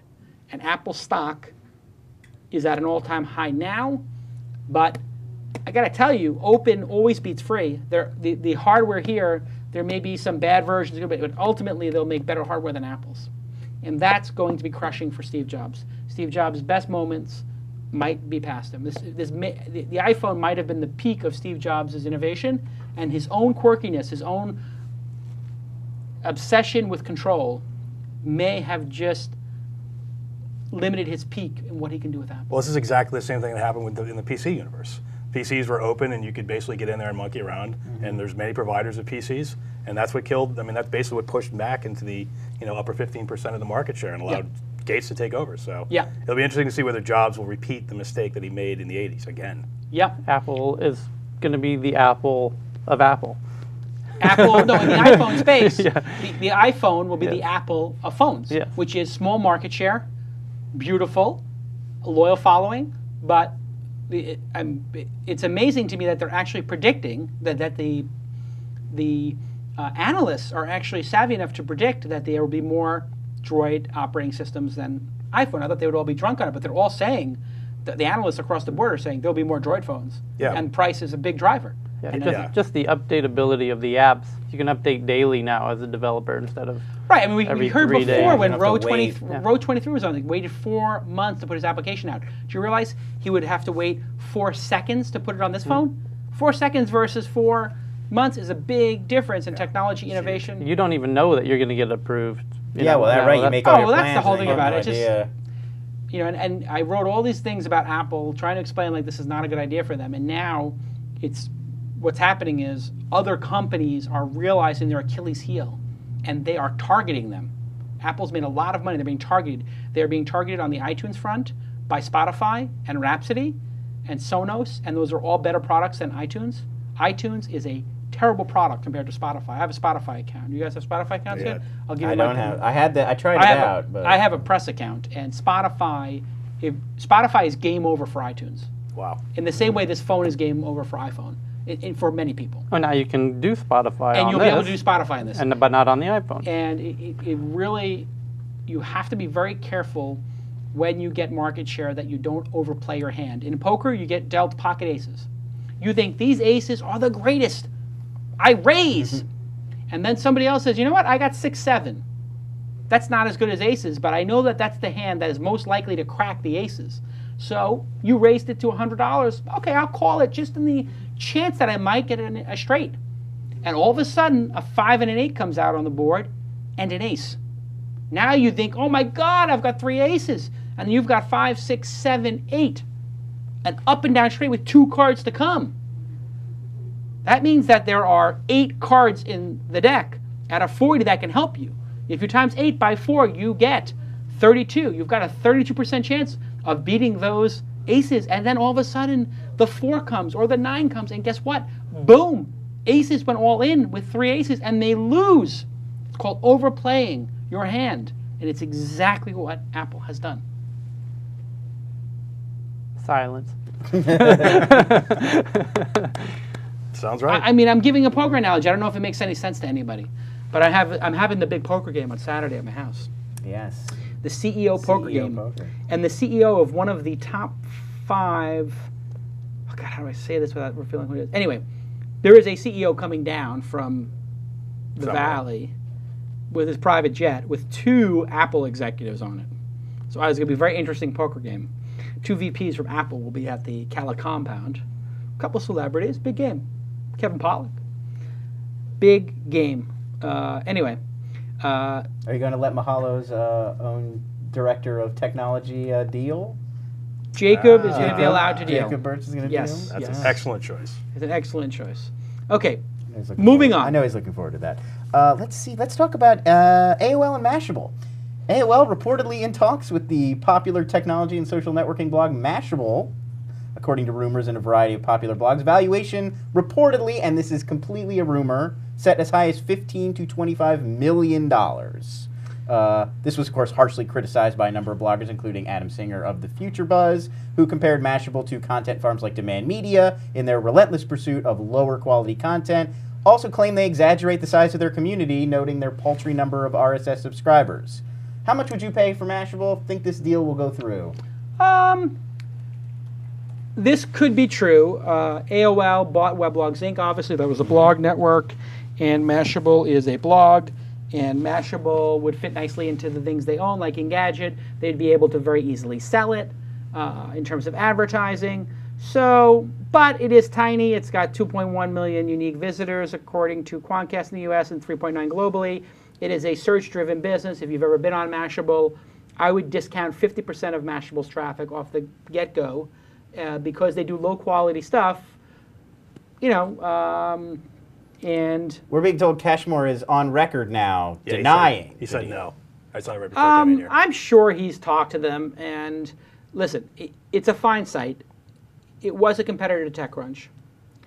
TechCrunch is focused on one thing, which is technology companies. Mashable is focused on like technology companies, but then they're focused on Google Trends, social media, whatever, and then they just want to do like, you know, Artie Lang died or whatever. Listen, and Mahalo has some of that stuff too, but a blog is supposed to be about a specific vertical and very tight. I think Mashable has gotten a little bit off track with that. If I was running Mashable, I'd stay focused on 3 things, you know, like technology, video games, gadgets, whatever it is. But this whole like social other stuff is a little bit of fluff, and probably just to fluff the numbers up. So you don't want to get so obsessed with traffic that you lose the core. And I think they've lost their core a little bit. I think people are much more loyal to an Engadget or a TechCrunch for their tech news, or a GigaOM. So size is not the only thing that matters. I think the advertising revenue of TechCrunch is going to be much more than the advertising revenue of Mashable. Even though Mashable will have double the traffic of a TechCrunch, the traffic gains they have are not in those high quality users. So size doesn't matter, you know, in all cases. Wall Street Journal might have less traffic than New York Post or Perez Hilton, but they're going to get a $100 CPM or a $50 CPM. TechCrunch is probably running a $50 CPM. Mashable might be a $5. AOL will buy more blogs, clearly. They're going to build them, and they're going to buy them. It's their whole model is Weblogs Inc. So it's believable that they talked. Pretty strong rumors have been out for a couple of years now that they talked to Mike Arrington about buying TechCrunch. I suspect that's true as well, without knowing definitively. And if I did know definitively, I wouldn't say anyway. Right. But I would say AOL's talked to everybody. And Ars Technica got bought for $30 million. Weblogs Inc. got bought for something most people say is similar. And those were businesses that had real revenue. When Weblogs Inc. was bought, it didn't have any revenue, really, to speak of. 100,000 a month or so, whatever. So it wasn't like there was a lot of revenue there. But I think it's possible they'll get bought. And if they did get bought, your question was, how much would I pay for it? Well, yeah, 15 to 25 million sound right as a It sounds a little bit optimistic, to be honest, and that could be somebody inside of Mashable floating that. If you look at 4 million global uniques, and if they each did a page view, or if they each did 2 page views, 8 million, 10 million page views, call it, that's 120 million pages a year. If they were making $5 or $10, it might be $1 million in revenue, which means the business could be worth $5 to $12 million if you were aggressive. So I think it's a $5 to $10 million business as a singular blog. If somebody was going to overpay, they would pay 15. If somebody was going to appropriate pay, it would be 5. 6, 7. I mean, what you have to look at also is like, for AOL right now, buying a site with 2, 3, 4 million people doesn't move the needle. Right. And they could build it themselves. That was my thought. Was why not? Why wouldn't AOL just with its and they resources just build their own social media blog? If the brand was so strong that they thought we can take that brand to the next level, they would overpay. And that was actually what happened with Weblog Sync. They said, well, we can take Engadget and Autoblog and make these things 5 times bigger, and that's what they did. And we could sell more advertising. I don't know that they are going to see that with Mashable. Mashable's large for a blog. You know, 2, 3, 4 million uniques is large. It's bigger than Gawker, you know. And they dominate. I mean, Twitter trends, and I mean, Mashable yeah, links are like the most nailed. shared. If they got bought, it might be AOL buying Pete's ability to do social optimization, social SEO really well. So that could be a justification of paying a bigger price, a legitimate one, that they could get all that learning of how they made Mashable so viral. But the way they made Mashable so viral was, you know, covering Michael Jackson's death and tweeting the hell out of it with a large group of writers. So I don't know that it's rocket science either. So I don't want to say anything bad because Pete's a nice guy. But it's not the best product. That's the truth. It's not the best editorial product. So it needs a little bit of work on an editorial basis. I think where he started was better than where he is now on an editorial basis. Where he is now on a traffic and revenue basis is obviously better than where he was on an editorial basis. That's just me being honest. Right. And I'm not saying that to disparage him. He's got a more successful business on a page view and a revenue basis now than he did previously. But previously, when he was focused, they had really good product discussions on Mashable in the beginning. Yeah. And it was almost like they had carved a niche, which was they were going to go deeper into the product than maybe TechCrunch was. TechCrunch was more news, and Mashable was more, let's talk about the product, like a Download Squad or a Life Hacker. That was the original distinction. Would be TechCrunch is very the business side of tech. Right. And Mashable was more from a product standpoint, or even like a geeky, like what's it like to use these products. And yeah, they've definitely moved into a more diverse, busy kind of content. I don't understand what it stands for. Tyler, you're pretty close to the brand. What do you think? They really got into what appeals to people, consumable, quick content. Yeah. That's very tweetable. Like top 10 lists became very hot, but actually very useful because it would be like top 10 best tools for getting Twitter followers, top 10 tools for getting. It's a lot of quick, easily digestible people ate that up. They know how to do that stuff really well. As Twitter was exploding, they were building the right kind of content that people wanted to share on Twitter. That like very diggable. Like I'm going to vote for this on Dig. Yes. Or what Engadget did to Dig or Lifehacker did to Dig. Correct. And previously other people did to Slashdot. They did to Twitter. I think that's a good point. Yeah. I think that's fair. Yeah. So they rode up on. Yeah, I mean, for the most part, I think the issue is you can just do like sort of the tech news thing. But if you go, as I do every week for the news, if you go to every tech blog most days, you'll see 9/10 of the posts are about exactly the same story. It's exactly the same content. You really do have to do at least one other thing to make yourself sort of stand apart. I think for so. I think that's breaking news, the investigative. Well, Mike's got the inside line on fundings, et cetera. Right. I know because he calls me. I heard that. I mean, last week he texted me. I heard that being the Mahalo's case, though, replacing their CEO. This is true, and I'm like, I heard that really? Too. Mahalo's that's news to me, but okay. I don't know who said that. I've taken some meetings. Nothing is definite. Oh, okay. So you may be taking my job, but. You know, I'm looking at it right now, and it's like Google Chrome for Mac developer gets extensions, Boxy goes public. If you looked at every other tech blog out there, it's the same stuff. And everyone's what's unique about Mashable that they don't already have on Download Squad? But given Mike's kind of monopolization on the inside scoop within Silicon Valley, and being right at the epicenter of it, and Pete being from Scotland and not being the native there in Palo Alto, etc., take a lot of time to nurture all those relationships and everything else. He did what any smart guy would do, was play to his strengths, and, used Twitter's momentum and how to target his content towards the people that wanted to do that. I mean, you can't fault Listen, him, I mean, but I just don't understand the adding of entertainment news to the middle of tech news. It felt dilutive, so I think they had original core. Probably the original core audience feels like the brand got diluted a little bit, and that dilution probably led to the brand getting built. Huffington Post going through the same thing, by the way. It was like political and focused on news, and now you go there and it's like this is just an SEO trap now. I mean, the fascinating thing to me about Huffington Post was it was very, very focused on the blogging at first. It was like, oh, there's going to be all these great celebrity bloggers. Yes, and now they won't do it. Now, now, I mean, you go to the front page, you don't even see who's got blog posts. I mean, Alec Baldwin writes stuff for him all the time, but it's buried. They bury it. It's all. They would much rather have like these are 10 boobies, the 9 hottest bikinis, the 11 hottest breastises. It is amazing. The 16 deepest cleavage canyons. I mean, it's just. But it's like metric-based decision making though. Like they see that the booby page got 10 times the views than Alec Baldwin. From an this SEO is the SEOification, the commodification of content that demand media is doing. That's flooding the internet with garbage. And so the question is, how much of what Huffington Post is garbage versus how much of it is high quality? And you can play this SEO game on the low quality stuff to a point. But then if it gets to the point where it drives away the original core users that made the brand stand for something, you lose. I think actually Huffington Post is on the brink of that. Yeah, it's going to start going downhill because if people you just lose your core, associate they're going to come back. You lose your core, they don't come back. It's exactly right. So anyway, I'm happy for him if and when the company gets bought. I think Pete Cashmore's done an exceptional job as an entrepreneur. I think it's his first company, so good on him. Done great out of the gate, absolutely. So congratulations. Getting past 1 million unique visitors to your site is a true accomplishment, let alone 4. So good on him. I hope he does get bought, and AOL would be a perfect place to buy it at the right price. All right.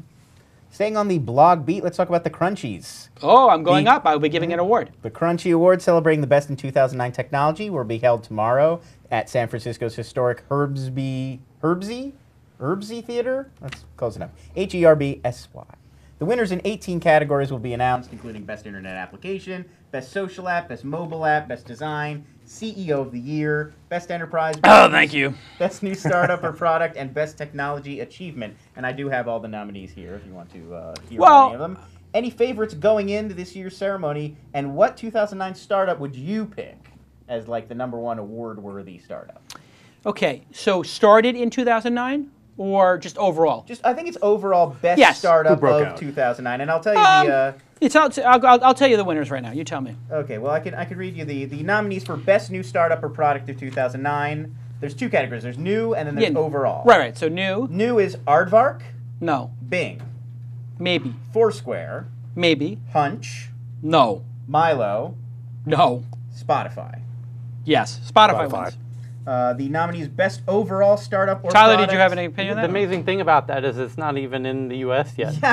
Right, that is true. But I mean, it's just obvious that it's the most revolutionary product. I would say Foursquare. Possibly Foursquare. I give Foursquare the honorable runner-up. The only points against Foursquare is that Goal is better now? No. Well, some of that. I can't really even talk about this anymore. This is a problem being an angel investor in one of the 2 companies. But Foursquare is got a larger community. It was first, but Goala is a better product. Yeah, but it's the Friendster. It's the Friendster in the space. It's hard to give it to them because of Dodgeball having. It seems like a flame out. It feels like it's not new. Yeah, it's a regeneration. Right. Okay. You're saying so for the 2. Okay. But it is on an iPhone. It works well. But Spotify, the first time you use it, you literally say "wow" to yourself.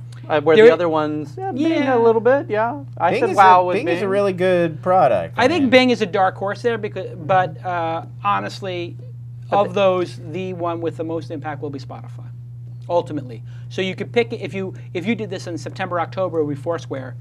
If you do it 3 years from now, Spotify is the one on that list. Spotify and Bing are the ones that will have the largest consumer base of users and be the most successful. Bing, for obvious reasons. I got to get in on that. You got to share that. I will. Although I don't know if I can give you the password, but maybe I will. These things, although there is an art to the picking Grammy winners and Oscar winners. But this is by popular vote. Right. That's what I was about to say. Right. If you consider the popular vote that's aspect, going to be Foursquare. If it is popular, it might be Foursquare. Foursquare. Foursquare has New York sort of down.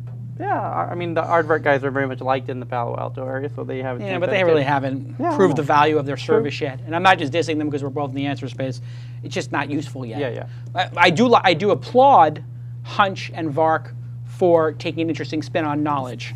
And Hunch, I think those decision trees are interesting. I just think they're too slow to be a value for people. Most people do not want to do a decision tree to make a decision. They want to be told by an expert or by their friends what works. And that leads to Vark, but Vark is annoying right now. Like, it just pings me all the time. Like, I just find I feel like just my experience with answers communities or Twitter is when you want to know the best sushi restaurant in Palo Alto, you're going to tweet it or you're just going to ask it on a Q&A site or on your Facebook. It doesn't really feel like I want to send it into this social network, vacuum and then have an answer get spit back to me 2 days later.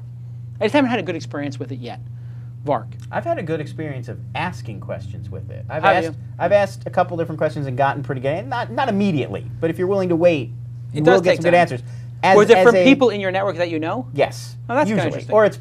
But would it have been faster to tweet it? It's usually people you know. Actually. Wouldn't you have worked better just to tweet it or Facebook yes, it? I probably could have gotten. So that's the quicker. problem. Is it might be a more sophisticated solution, but not as fast. People will do the easier thing. Like if you were to, in a search engine, say, like this is the category I'm doing my search, and then type the word in, you get a much better result. People aren't willing to do that. They would rather type a word in and get a result than type a second word in, get a result. So I was just going to say that's why Hunch isn't going to work. What is Hunch again? Hunch is Katarina's new company. Oh, right. Yes, it'll tell you what you want. Well, basically, you make a decision tree, and then it tells you what you want. But people are not going to use a decision tree to make a decision. It's they've had these things for a while, and that's engineers making products. That's what that is. Yeah, but Katarina's very smart. I don't want to diss it. I applaud it, and I don't want to dismiss it early because maybe they'll find a niche for it, and there'll be something. But like I wanted to get a Canon camera, so I put it on Mahalo Answers. I put $5 on. I got an incredible range of answers. I put it on my Facebook and Twitter. Got an amazing range of answers. Then I bought it, and I got syndicated to Blippy and got a whole nother thread that I maybe bought the wrong one. And I was like, maybe I should return it, but also the device on it. So I got the Canon D7 instead of the Canon Mark III 50D or 5D or whatever. Anyway, point is, the last thing I'm going to do is go through a decision tree made by somebody who I don't know. Like, do you want to swap out the lenses? Well, of course I do. I'm deciding. Well, do you want to do this? Do you like, a large camera or a small camera? It's just like I want the best, and I want the best for this price. That's how I'm making my decision, and it's not fluid. And fast and easy. Okay, give us the next category. Next category I was going to read is best overall startup or product of 2009, which is not necessarily. Yeah.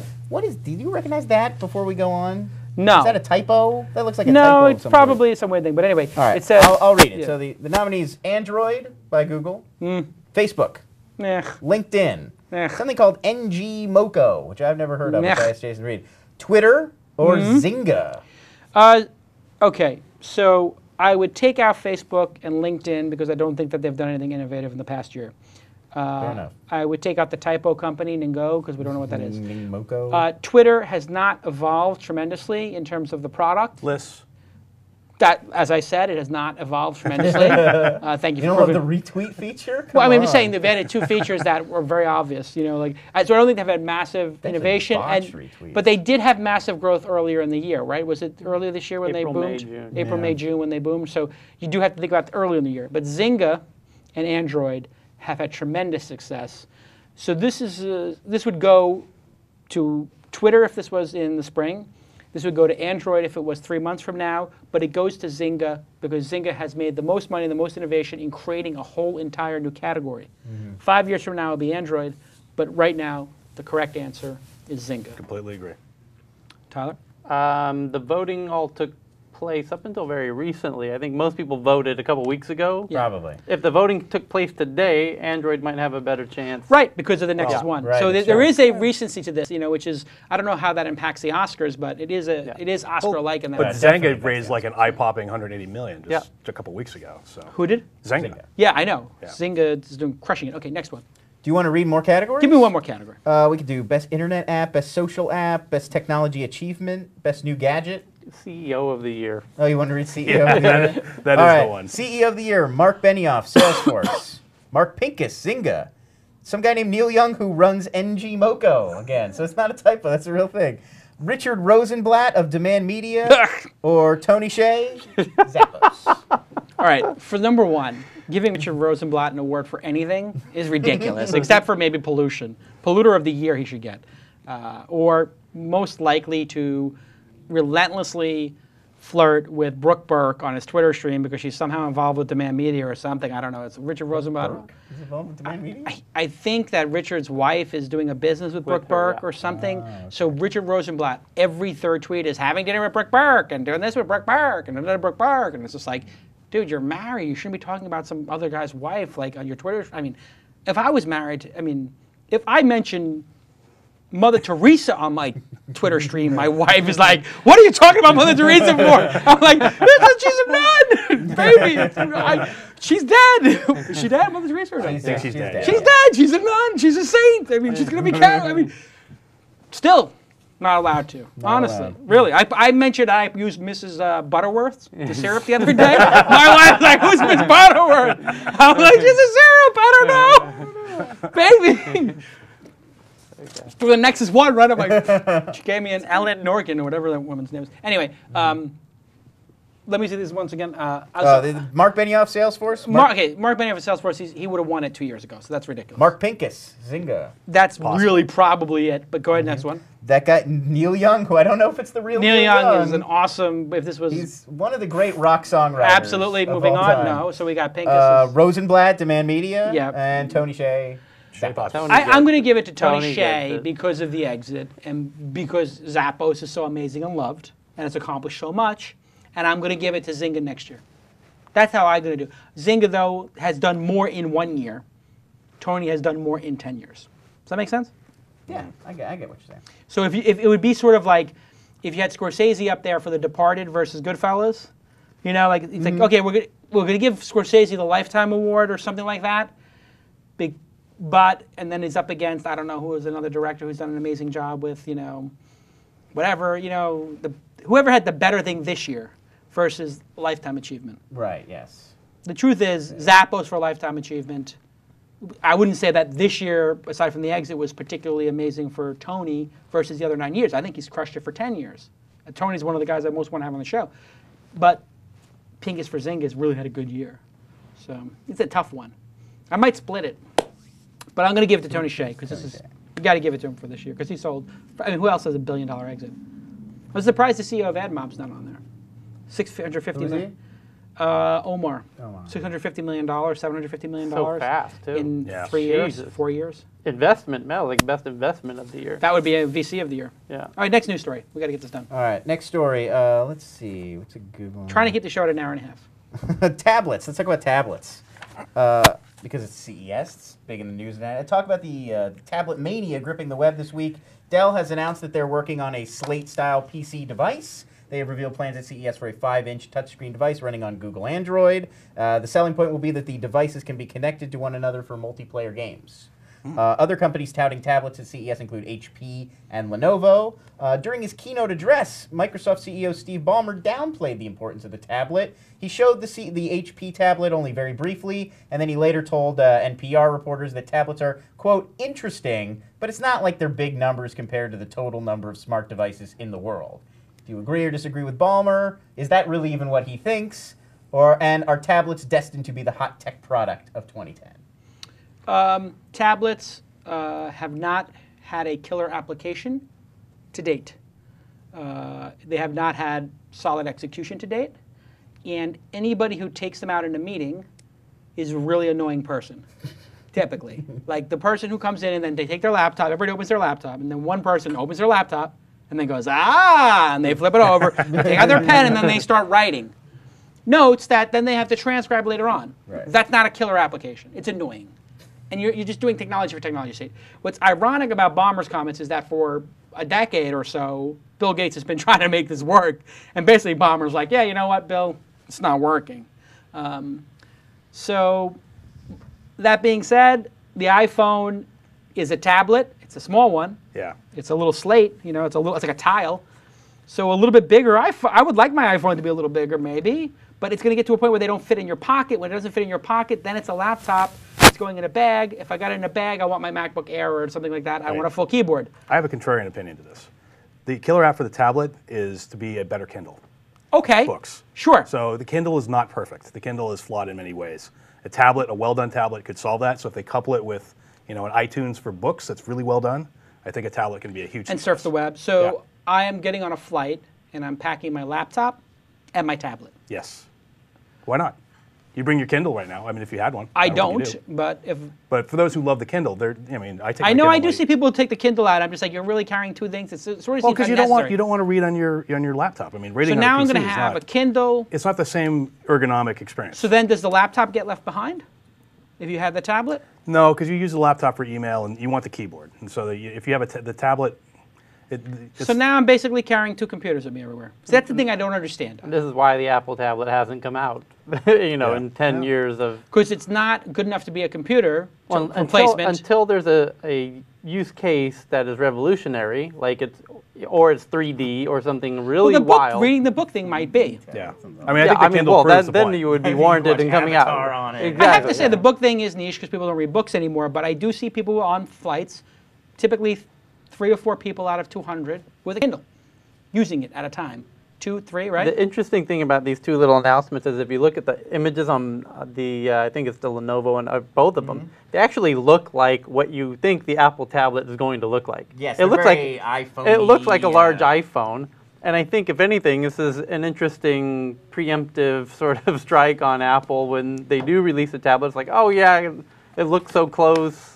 Whatever, like Windows somehow came out with it first or something. I just don't know that I need this product. That's what I'm saying. Like, I don't know that, like, with the MacBook Air, it's like, I need that iPhone. I need that. You know, you feel like I need that. I can see why I'm going to use it. I don't see why I'm going to need it because I don't read a lot of books, I'll be honest. I listen to a lot of Audible. I love Audible.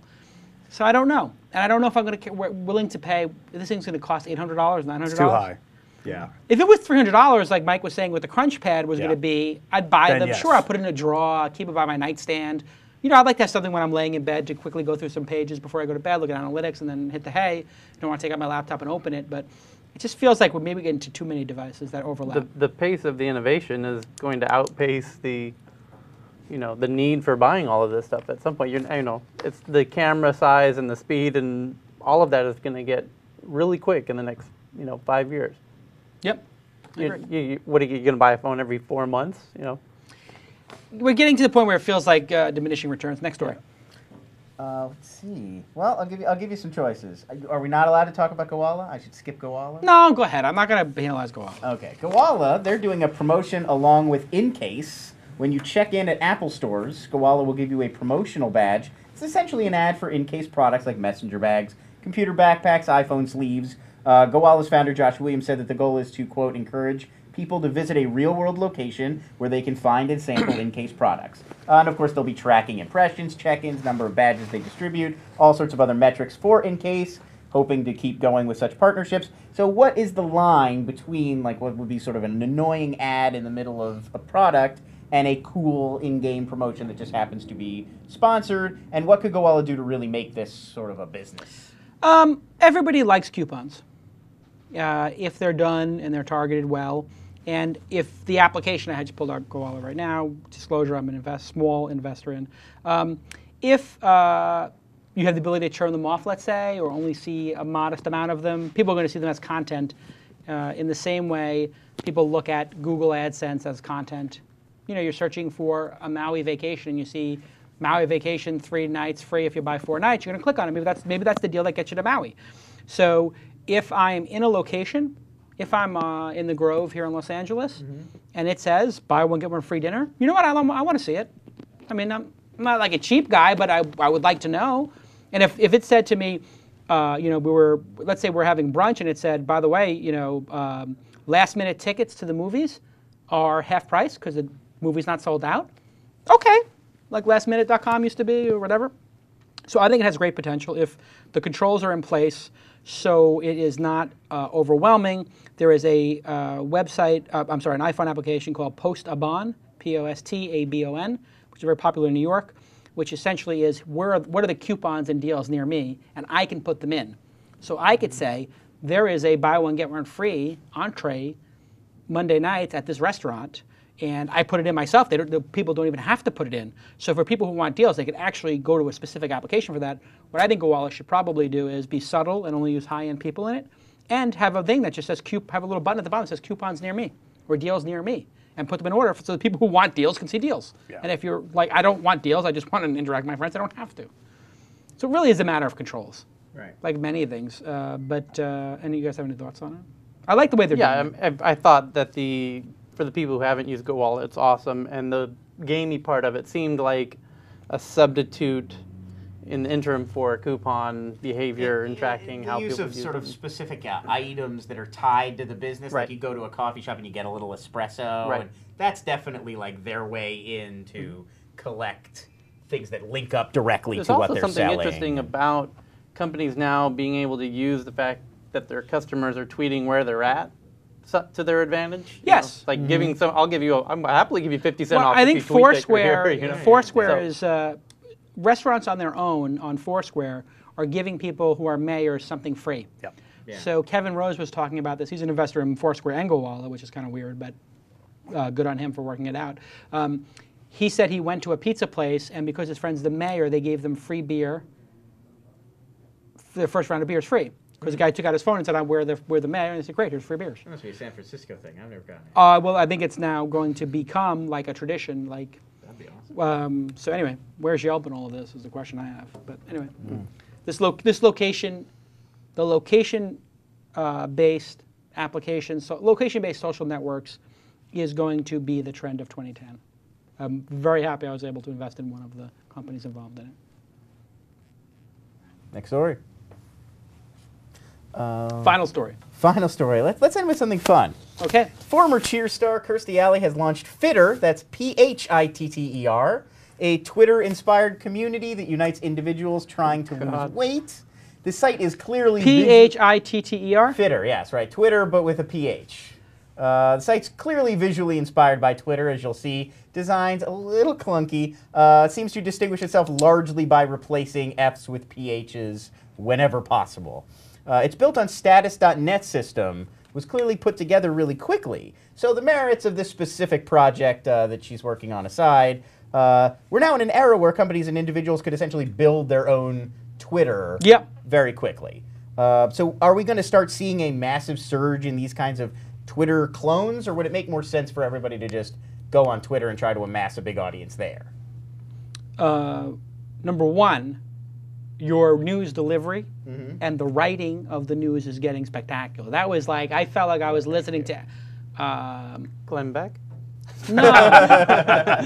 Who was the guy? If you rearrange the letters in Fitter, it spells Obama. No, who's the gay guy on CNN? Anderson Cooper? Anderson Cooper. I know he's... No, that's a very Somehow. nice, No, that's something to Anderson say. He's a very Cooper. professional. He is unbelievable, and his delivery is perfect. Your delivery is becoming perfect. I do what I can. And CNN is becoming extremely gay. Have you guys noticed this? Did you watch New Year's Eve on CNN? I don't watch it. I don't watch CNN. No, I didn't watch On New Year's Eve, I it watched was occasional CNN. Anderson Cooper, who I don't know if he's gay or not. He's in the closet, I think, or whatever. He's not openly gay. Not openly gay, but I mean, if you read But he's Gawker, sort of, yes. if If you read Gawker, yes. basically his boyfriend. Well, anyway, Dating yeah. Anyway, and he had the woman who's the comedian, Life on the D List, who is Kathy Griffin. So Kathy Griffin, who is like everything she does is gay, this, gay, that, and who is the Backstreet Boy guy who's Lance Bass. and Lance Bass. Those are your hosts on CNN. Nice. Then they're reporting live from New Orleans at a cross-dressing drag fest On CNN? Really? where the Cher impersonator is doing the whole bit, and then the Cher Anderson Cooper starts imitating Cher. And the reason I bring this up is not that I'm a homophobe or anything. I think it's awesome. But I just had this epiphany, which is MSNBC has captured the left, Fox has captured the right, CNN has been losing in the ratings. If I was the program director of CNN, I would make it gay. It would be the gay news network. It would be like, or the fashionable, stylish, coastal news. Metropolitan. It'd be the more metro. It would be the metro news station. Yes. So you could be conservative. You could be liberal. Who cares? You just have to be fabulous. Well, And now it we has know to why be they have- stylish. And who's got the best suit? And who's got in the news? It's got to be a little more fashion-oriented, a little more style-oriented. And like, oh yeah, the president's doing something, but what is the president wearing? Yeah. You know what I'm saying? Like, yes, Obama is in a meeting, but, you know, where did they eat lunch? You know, and does it make any sense? Yeah. It does. Now we know why they had to get Lou Dobbs out of there. Because he's Yeah. not gonna, Lou is not going to integrate with that. Where's Larry I bring it up King as a fit in all side that? Right, because yeah. I have interesting business ideas sometimes that are not tech only related. I had another one about Star Trek the other day because I was buying Star Trek stuff, and I think that this might be a good idea. And I've gotten into J.J. Abrams, and I'm trying to get this in there. Why don't they, since the movie business kind of sucks right now, right? I mean, they're having a hard time making money or something. They had a good year. They did have a good year because there's some blockbusters. They're having but trouble. DVD and Blu-ray there sales are that they issues count on are slumping. Right. And J.J. Abrams did an amazing job with Star Trek. I watched it for the second time on Blu-ray, on this LED TV with the Blu-ray player. Samsung is unbelievable. It's really fun. I had a better time watching it at home on the Blu-ray player than I did in the theater. It was like an incredible experience. Anyway, why don't they get that cast together, write literally 3 or 4 movies at a time? Since they're all on the bridge or they're in the academy, it's all the same sets basically and green screens. Have them film 3 movies at a time and release every Memorial Day a Star Trek for 10 years and do a whole arcing 10-year Star Trek thing and pay each of those people who are actors in the movie $100 million each to spend the next 5-6 years doing 10 movies. If they gave each of the 8 actors $100 million each, they'd do 10 movies. Each of the 10 movies does what, $500 million? How much did that film do? It's got to do $500 million. Total, I'm sure it's exceeded that by now. I don't right, know what maybe $1 billion. I don't know what it did. So anyway, if they did it every year and you just made it like every year on Memorial Day you go see a Star Trek film and there's like Star Trek 1 through 10, boom, the DVD set. 10 years from now, can you imagine how awesome it would be to just have a tradition of a Star Trek movie every Memorial Day? That'd be pretty cool. I think they could do the same quality level because then if you had everybody working and they would all, you know, like they're all got the costumes. It would. I guess they did that with Lord of the Rings. Well, Lord of the Rings, they filmed all 3 Lord of the Rings at once. Like sometimes he was filming scenes for the 3rd and the 1st one on the same day. So I'm saying the same thing. Like we know that in these 3 movies that are coming up, they're going to be on the bridge these 3 times. Right. So let's set up the bridge and we'll film the bridge for 3 movies. And can you imagine how much money that juggernaut would make? Well, the problem is if you get like some bad ones in the middle, like Star Trek. Sometimes runs out of steam and has some bad movies. So you if think that matters to Star Trek fans? It's bad. No, you're right. It's like, well, you could even get a creative group together. Wouldn't even like each group of 3 could be made by different. Like he could start farming them out. So it wouldn't even have to be one guy comes up with 10 these Star 3 Trek could be the ones that are done by Tim Burton or whoever. You know, the very. That'd be interesting. Yeah, it would be interesting. Well, it could be dark. It could be Borg-like and alien-like. Or actually have Ridley Scott do a series of 3 that just revolves around the Borg or the Borg being Borg or something. I don't know. Yeah. Anyway, these are just non-traditional business ideas. It's good to think like this, even if you're not in the thing. Let's thank all the people who called in today. Let's thank Bing for being a sponsor. You know, go check it out. Hover over those links of Tyler and see the horrific comments on his MySpace page. Go check out Tyler's photos. I looked that up. Videos. That wasn't my MySpace page. What was that? I don't know. It's Okay. not mine. It's not your page. Okay, anyway. Go check out DNA Mail, WebSpy, and Power VPS, 3 of our big sponsors from the beginning. DNA Mail. Everybody likes DNA Mail. Go check out WebSpy, and go check out Power VPS. They're giving you 25% off with the TWiST logo, with the TWiST code. And of course, Ustream, iStream, we all stream for Ustream. Thank you to Lon for the news. Very professional. Thanks for buying a new blue shirt. It looks tight. I like it. Who's the shirt by, may I ask? This is I got a Banana Republic. I think it's theirs. Genius. Looks great. Now we get you a nice blue. At Tyler's suggestion. Was that what he sent you to Banana Republic? He sent me to BR. Yeah. Okay, and is it fitting well? Because I have a person who can cut the fit. Fit is very important. Yeah, it could use a little haberdashery there, because we'll just cut the sleeve length. Pretty well, but sleeve length is critical. Sleeve length is critical. Well, I'll send you to. I got a Korean lady around the block over here who does a great job. Well, we'll get it. Thank you for Tyler for all his wonderful insights. Thank you for the crew, Kenny and Alex and everybody. You guys did a great job. It was flawless today, which was unlike 2 weeks ago when it was a little less than flawless. Mistakes were made. Mistakes were made. But who cares? It's the internet. It's not like it matters. And Mark Jeffrey, Project W, well underway. We'll make an announcement about in a month. It's doing quite well so far, yes. It's quite well so far. And everybody, thank you for the Open Angel Forum. I'm going to give this Nexus away later on today on Twitter. They were all going crazy in the chat room. I'm not going to give it away to somebody in the chat room. I said I'm going to give it one away. Just go to Twitter and follow it. And we'll give one away a day on Twitter. This is number 2, so it's going to be like 8 more. What's the hashtag on Twitter again? #free Nexus 1. But you have to be following at Jason and at contests. I got the Twitter handle contests, so we're going to start using that. Maybe we'll try to figure out how to make a business out of that. We could do it like as a project here on the air. Great show, everybody. Oh, did we get Scott?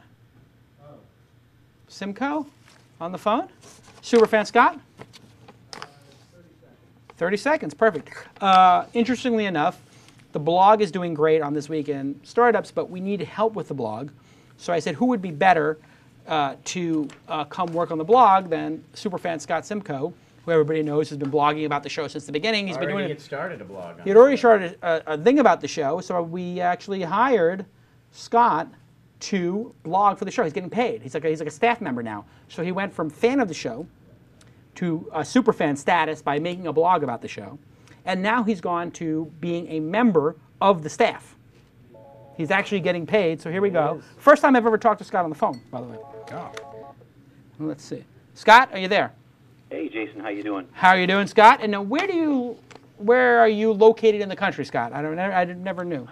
I am in Northern Virginia. In Northern Virginia, you are a super fan, or were previously a super fan. Now you're part of the team. Welcome aboard.